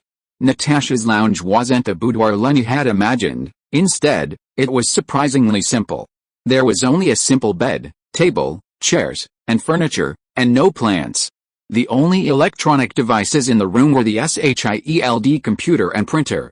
Next to the computer desk were several large bookshelves, filled with all sorts of books. Leni had glanced at them earlier. Most were language, economics, and law books. There were a few political and historical books, and some miscellaneous items. It didn't look like a bedroom at all. It seemed more like Natasha's temporary lounge. If you ignored the photos hanging on the walls. Chapter 122. Let's keep things official, talk about interests, and discuss conditions. Leni was leaving Natasha's room when she saw Coulson waiting for her at the elevator. Frowning, Leni ignored him and silently tried to walk past him. Fury hopes you'll accept his apology. Besides, he just approved your proposal. Leni glanced at him, not believing the bald-headed man would apologize. It was just Coulson's excuse. Come on, do you think I don't know what kind of person he is? Just say what you want. Leni had already figured out Coulson wanted to see her, otherwise, he wouldn't have stood at the door for so long. Including what happened downstairs, This guy had been waiting for her to play with him for ages. Coulson didn't mince words, pressing the elevator button for Leni and heading straight to the administration floor. S.H.I.E.L.D. has made some new discoveries in the Arctic. Fury entrusted this to me, so I'd like to invite you to come with me there. Leni raised an eyebrow. She had extracted the key information, the Arctic. You mean it, or does Nick Fury mean it? Coulson frankly admitted, both. He gestured for Leni to come with him, and the two exited the elevator and headed straight for Coulson's executive office. After they sat down, Coulson took a document from a filing cabinet and handed it to Leni. The situation of this mission is unknown, and the risks involved are also unknown, so Fury wants you to come and ensure the safety of this mission. Leni didn't immediately respond. She knew the rules. If you didn't intend to join, don't look at the document. If you looked at it, you had to join. However, Leni didn't need to look at it. She actually knew more about what was happening in the Arctic than anyone else. Leni placed the document on the table without opening it. He didn't say anything else. Coulson glanced at Leni's hand holding the document, then looked at her seriously. He asked me to invite you to join in a personal capacity, unrelated to S.H.I.E.L.D., unrelated to Nick Fury. Leni curled her lip dismissively, crossed her arms, and smiled mockingly. He's really shameless. Coulson remained non-committal, secretly glancing at the camera in the corner of the room. Leni ignored Coulson's subtle maneuvers. So what if Nick Fury was watching? Hadn't he insulted him to his face countless times? So, what's your role now? Coulson asked sincerely. Colleague. He didn't want to exploit Leni through a personal relationship, as Nick Fury had suggested. After all, this wasn't like asking Leni to buy Captain America merchandise for him privately. This was, after all, official S.H.I.E.L.D. business. Coulson knew Leni's personality and knew she hated being used. He'd previously used personal connections to get her to come to New Mexico, but he couldn't do that now. So, he was formally questioning Leni as a colleague, following S.H.I.E.L.D. rules. After this, regardless of mission success, S.H.I.E.L.D. will upgrade your level to 7 and grant you ample freedom. Since it was official business, they'd handle it professionally, discussing benefits and terms. From now on, the Avengers project will be entirely in your hands. S.H.I.E.L.D. will only care about the results, not the process. All resources involved are at your disposal, and all personnel are at your disposal, including myself. Coulson said this while staring intently into Renee's eyes. After a long period of eye contact, Renee finally gave in and sighed. She picked up the documents on the table and quickly flipped through them. Seeing this, Coulson finally breathed a sigh of relief, inwardly lamenting. He owed Renee another time. How many times had he owed her this? Coulson couldn't remember exactly how many times he had approached Renee, but after the last incident, he could never repay her. Clint had told him that Renee had saved his life with an alchemical potion. Otherwise, his name, Phil Coulson, would have been on the list of casualties that day. Someone found the wreckage of a German warplane from World War II under the Arctic ice? Renee feigned surprise, then looked at Coulson. You think? Coulson shook his head, denying it. S.H.I.E.L.D. doesn't believe that was the fighter jet that person was piloting. After all, that area is too far from the flight path and the data. In fact, Coulson wasn't very hopeful. They had tried to search many times over the years, but all to no avail. Then what do you want me to do? Leni understood the situation and closed the file again. Also, is this mission just between you and me? No, I will assemble an investigation team. Currently, besides you and me, a few other people will join. Coulson took out another document from the drawer and handed it to Leni. The detailed itinerary is here.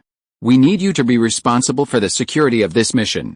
Leni took it, glanced at it, and nodded without saying anything more.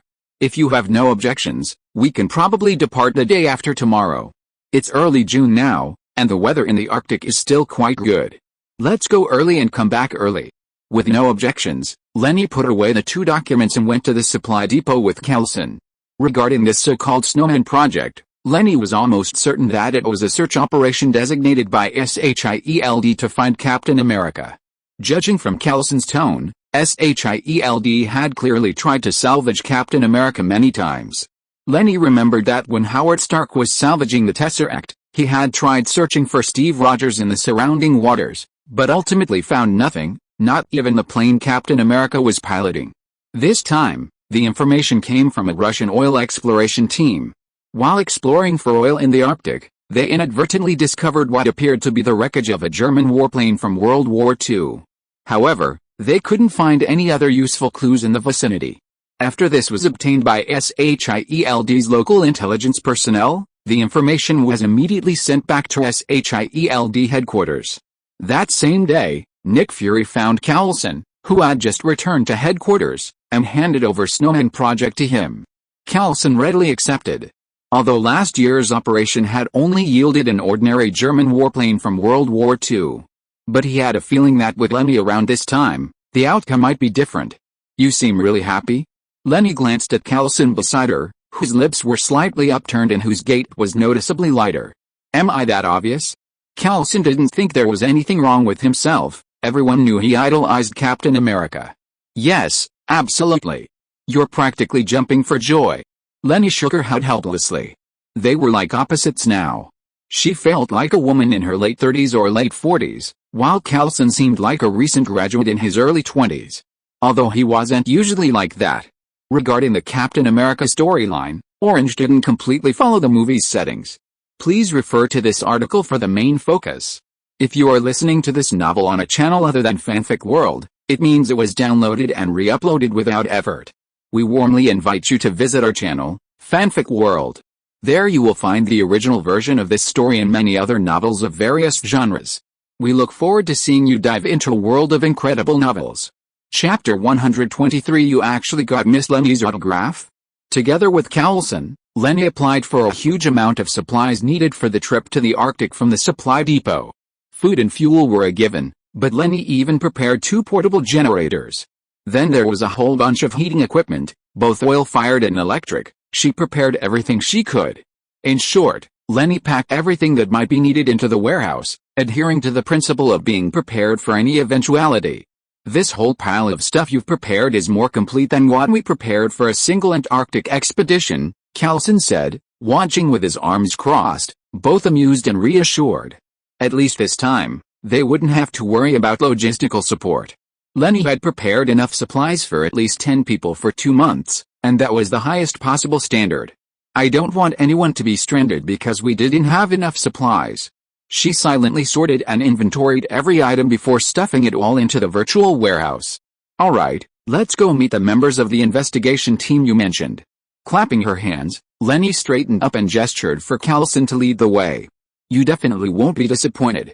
The two left the supply depot, and Coulson led Leni to a small conference room. Through the door, Leni could hear a man and a woman arguing inside. Next time, you can discuss things with me before making a decision, instead of suddenly telling me we need to go to the Arctic for this mission. Come on, Fitz, that's not what you said before. No, you said you wanted to see the outside world, and I agreed without thinking. But you didn't say. So you want to back out now? Not exactly, I mean. Leni, listening to the noisy conversation inside, didn't immediately push open the door. Instead, she turned back and looked at Coulson with a teasing smile. Is this the best graduate from the science department this year? Coulson had obviously heard the conversation as well, and his expression turned somewhat unpleasant. They're energetic, aren't they? The investigation team needs some youthful vigor, and I think they were quite good. Coulson shrugged somewhat awkwardly. You mean I'm not young and energetic enough? Before Coulson could explain, Leni abruptly pushed open the door, her expression turning serious. Ahem. Someone's already considering quitting before we've even set off? The two in the lounge were startled, quickly sitting up from their chairs upon seeing someone. The boy who had been chattering away just moments before was momentarily embarrassed and at a loss for words. I didn't mean that, sir. Leni glanced at the two, some memories of them surfacing in her mind. Relax, we're not ready to leave yet. You can leave any time. Making way for Coulson behind her, Leni introduced herself first. Leni Testarossa, Special Advisor, S.H.I.E.L.D, Level 6 clearance, responsible for security and logistical support for this mission. Hearing this, the two exchanged a glance, both seeing excitement in each other's eyes. We've heard of you, Miss Leni. You're very popular in the department. Yes, I wonder if we could. Before the two could finish their enthusiastic conversation, Coulson coughed, interrupting their inappropriate fangirling. Phil Coulson, Level 8 agent of S.H.I.E.L.D, in charge of this mission. The man, whom the girl called Fitz, belatedly straightened up and introduced his partner, Gemma Simmons, S.H.I.E.L.D researcher, level 5 clearance. Simmons then followed suit, introducing the man beside her in the same way. Leo Fitz, researcher, level 5 clearance. Fitz added, I specialize in mechanical engineering, and she specializes in biochemistry. Leni raised an eyebrow, thinking to herself, sure enough, the famously sweet-talking duo of S.H.I.E.L.D agents have appeared. If it was these two, she could accept it. But if she remembered correctly, Simmons was a snake, wasn't she? With a slight suspicion, Leni turned her gaze to Kelson. Not bad, very coordinated. Where's the others? Just the two of them? Kelson glanced at his watch, gesturing for Leni to wait a moment. There's another new recruit. She was just transferred from Los Angeles this morning. I told her to come here at 5 p.m., she has 2 minutes left. Just then, hurried footsteps echoed down the corridor behind them, followed by a figure bursting through the door. Excuse me, I'm lost. Leni suddenly felt a voice sounded familiar, as if she'd heard it somewhere before, so she turned to look at the doorway. The newcomer had distinctive long gray hair, wore large black-rimmed glasses, and had beads of sweat on her forehead indicating her anxiety. Glancing at the woman's heaving chest due to rapid breathing, Leni noticed the name on her name tag. Mestel, Elti? It's alright, you're not late, but next time I suggest you arrive a little earlier. Kelson didn't mind, he understood the situation. After all, headquarters was a bit too big for a new recruit transferred from a branch office. Leni didn't immediately follow, but instead turned her head to look at the new woman. You're the one from yesterday? Seeing someone speak to her, Mester adjusted her glasses before looking at Leni. Miss Stark? What are you doing here? Do you also work for S.H.I.E.L.D? Confirming her guess, Leni nodded and said softly, I work as a special consultant here. I didn't expect you to be an agent of S.H.I.E.L.D. Your name is Mester Al. Mester seemed a little embarrassed and quickly waved her hand, saying, you can just call me Mester, Miss Stark. Noticing their interaction, Kelson was somewhat surprised. You two know each other? Leni was a little embarrassed, not expecting to meet again today after just meeting yesterday. We know each other, I guess. We met in Los Angeles yesterday. Mester, on the other hand, seemed quite excited, her face slightly flushed. I'm a fan of Miss Leni. Before coming here yesterday, I had the honor of meeting Miss Stark and getting her autograph. What? Before Kelson could react, Simmons exclaimed in surprise. Meister, you actually got an autograph. Meister adjusted her glasses upon hearing the voice, carefully recognizing the speaker before exclaiming in surprise, Gemma? And Fitz? What are you doing here? Fitz, standing beside her, was equally incredulous. He clearly recognized Meister. Didn't you say you were assigned to the Los Angeles branch? Why are you back? Wait a minute, Fitz, I think we need to figure out the autograph thing first. You're right. Orange spent time yesterday rewatching Agents of S.H.I.E.L.D. Season 1. She reorganized the character settings and plot developments for the two members of the science team. She didn't write much yesterday, so only 2 updates today. Sorry everyone. Chapter 124 Another childhood sweetheart encounters a chance encounter? So you all know each other? Kelson glanced at everyone present, finally fixing his gaze on Mester. After hearing their explanations, Kelson finally understood their relationships. Fitz and Simmons were childhood friends and very close. As for Mester, she was a graduate of S.H.I.E.L.D. Science Department, just like the two of them, and they were quite familiar with each other within the agency. Furthermore, Mester also majored in mechanical engineering, and she shared many common interests with the other two. However, after graduation, Mester was assigned to the Los Angeles branch of S.H.I.E.L.D. as a researcher, and the two stands thought they would rarely see her again. Unexpectedly, they met again so soon after parting ways. Similarly, influenced by word of mouth among S.H.I.E.L.D. agents, the three of them had also heard about Leni's story in the science department. They were all extremely interested in her spatial abilities and hoped to unravel the mysteries of space through Leni. Furthermore, her colleagues in the science department, who had worked with her on field missions, all spoke highly of her, further fueling their keen interest and curiosity. Especially after learning that Leni was also a top student in mechanical engineering, Fitz and Mester held her in even higher regard. As for Simmons, he wanted to unravel the secrets of Leni's abilities to explore the true potential of humanity. Therefore, the three of them had always hoped to work with Leni someday while in the science department. And today, their wish had actually come true. You don't need to look at me so eagerly. If you decide to join this mission, we'll probably be working together for the next few months. Leni rubbed her slightly sore temples. Being admired was nice, but being admired by three scientists, including a biologist, wasn't a pleasant experience. Did she see that female researcher named Simmons already eyeing her hair? Just call me Leni, no need to keep calling me Miss Stark. Miss Stark. I don't like that title. She waved her hand, indicating that the three shouldn't be too formal. Since none of you intend to leave, let's get down to business. Glancing at Coulson and receiving his permission, Leni reached into the void in front of the three. At this sight, the three widened their eyes simultaneously, staring intently at Leni's movements. Leni's slender right finger lightly traced a line in the air beside her. Then, the space around her finger rippled like a calm, clear body of water with the movement of her fingertip. Next, Leni's right hand completely submerged in the water, leaving only her white wrist trembling slightly. It seemed Leni was rummaging through the space beside her. Fitz gaped in disbelief, feeling that all the theories about space he had learned were utter nonsense.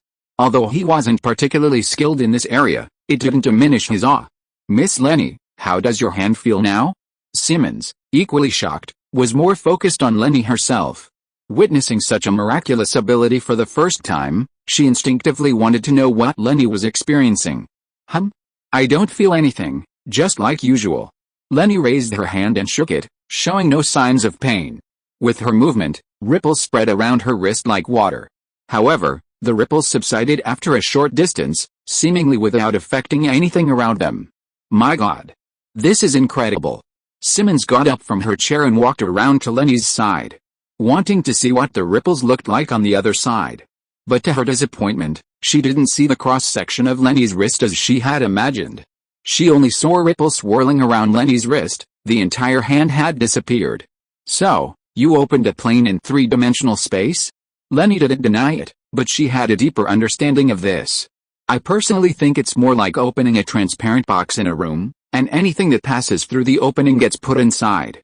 Leni picked up a pencil from the desk next to her and casually tossed it into the ripples.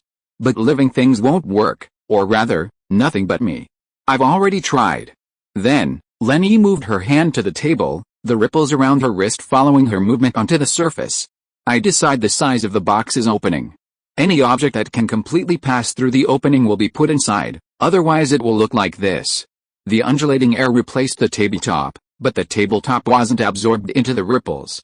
The space inside the box isn't the three-dimensional space we're in now, it seems more two-dimensional to me, and there's no concept of time. Retrieving 3 documents bearing the S.H.I.E.L.D logo from the void, Leni stopped her demonstration. That's about it. The demonstration ends here. There will be plenty of opportunities later. Let's get down to business. Coulson, you come here, Coulson? Coulson, equally engrossed in the demonstration, paused, remembering he had important business to attend to. Then you should take a look at the details of this mission and understand my true purpose for going to the Arctic. Under Leni's suspicious gaze, Coulson, true to his top-tier status, showed no embarrassment whatsoever. Then, fill in the form below with what you need to prepare. Leni and I will apply for it for you in advance. Taking the application form from Leni, Coulson showed it to the others. It was densely listed with a large number of research equipment. This mission has no funding limit, no time limit, and the access level is up to me. You can apply for anything you need. Seeing that the three had no questions, Coulson gave them the rest of the time to discuss it on their own. Watching the three researchers actively discussing and having a close relationship, Leni couldn't help but smile. Having watched the American TV series Agents of S.H.I.E.L.D, she naturally knew about Fitz and Simmons, the perfect couple. However, it seemed that they were still in the childhood sweetheart stage. As for this plot, childhood sweetheart meets a new love? Could this be another happy day for fans of the white paper genre? Leni couldn't help but find it amusing, although she didn't know who this female researcher named Mester was. But this didn't stop Leni from enjoying the sweetness at all. These two in the science group were famously sweet. I'm on Fitzsimmons' side. Pretending not to notice Leanne looking at him, A sly glint flashed in Maester's large, black-rimmed glasses. In a direction unseen by Leanne and Cowlson, a slight smile played on his handsome lips. A space warehouse? This world is getting more and more interesting. Chapter 125. Then let's take him home. So our mission this time is to find the legendary hero, Captain America, Steve Rogers? Fitz looked at Cowlson in disbelief after reviewing the documents. He had heard that this seemingly amiable senior S.H.I.E.L.D. agent was a die-hard Captain America fan. Yes, but you shouldn't have too high hopes. Previous searches have taught us that the results are often disappointing. Leni interjected, not giving Cowlson a chance to speak, and tapped the table. This mission mainly involves searching the area around the aircraft wreckage, based on clues provided by the Russian oil exploration team. It's expected to take 2 to 3 months. Ignoring Cowlson's somewhat resentful look, Leni said seriously, during this time, I will be responsible for all living supplies, combat supplies, and experimental materials.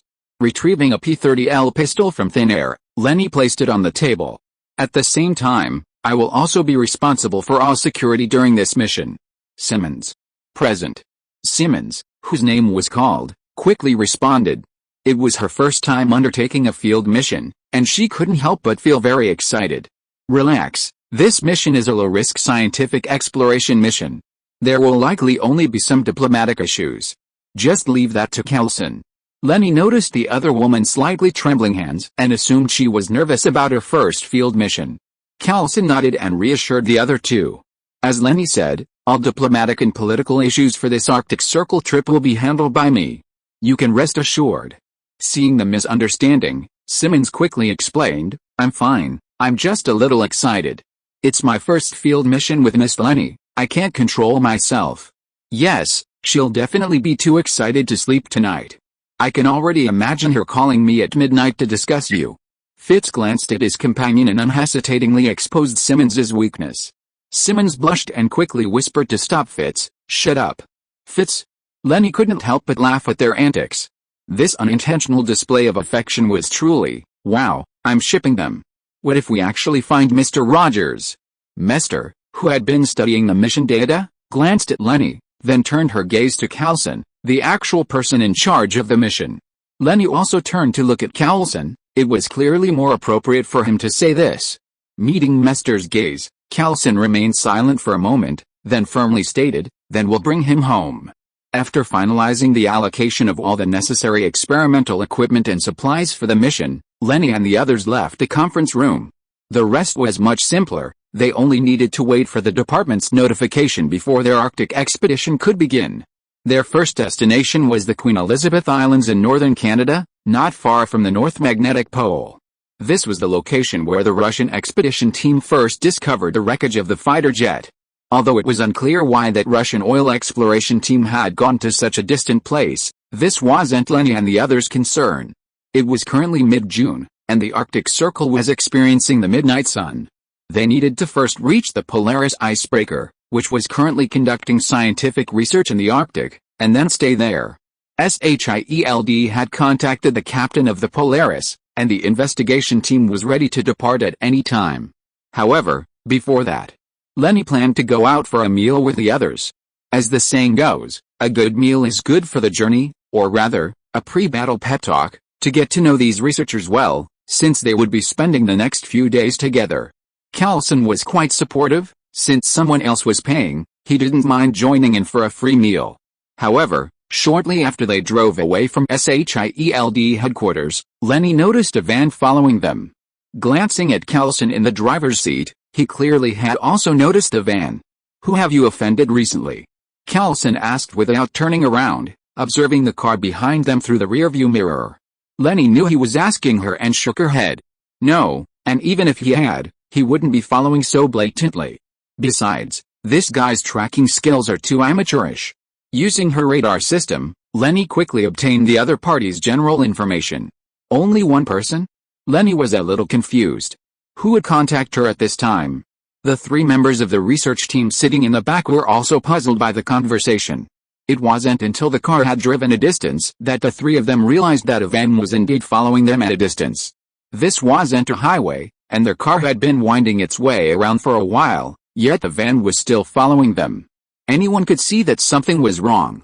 Looks like we have company now, Carlson. Stop the car, I'll go meet him. Leni took out sunglasses from thin air, put them on, and got out of the van as soon as Carlson stopped the car. Seeing the car in front stop, the van driver originally planned to find a place to stop and observe secretly. But then he saw the woman who got out of the passenger seat of the van heading straight towards them. Knowing that he had been exposed, the van driver quickly tried to step on the gas and drive away. But Leni immediately pulled out a pistol from her pocket and aimed it at the van's driver's seat. The meaning was clear: if you dare to touch her, she'll shoot. The driver tried to struggle, but after only turning the steering wheel half a turn, Leni fired a shot into the air. The surrounding drivers were stunned and froze, afraid of being shot themselves. Leni then stood brazenly in the middle of the road, gun pointed directly at the van. Seeing that the van was completely blocked and there was no chance of driving away, the driver had no choice but to turn off the engine, grip the steering wheel tightly, and obediently await questioning. Leni pulled an FBI badge from her pocket and gestured for the other vehicles to leave immediately. Her right hand held the pistol pointed directly at the van driver, without even glancing at the other cars. Seeing this, the other drivers didn't dare linger, hastily accelerating away, not daring to stay a minute longer. Leni slowly approached the car, confident that the other driver wouldn't be faster than her. She could shoot immediately if the person made the slightest movement. Don't ask, just know that S.H.I.E.L.D is awesome. They can act first and ask questions later. Reaching the driver's side, Leni's gun remained pointed at her. She gestured for the other party to roll down the window. FBI, please show me your identification. Leni was trained in this basic questioning. She knew the whole process. Only when the dark window was completely rolled down did Leni see the person inside. Was this Sky? Orange couldn't find the exact location of Captain America's crash site. Most information said it was in the Arctic Ocean. Then Orange wanted to complain that in the original storyline, Captain America was discovered at night. However, Marvel officially announced the discovery date as July 19th, but July in the Arctic is the time of midnight sun, so where did the darkness come from?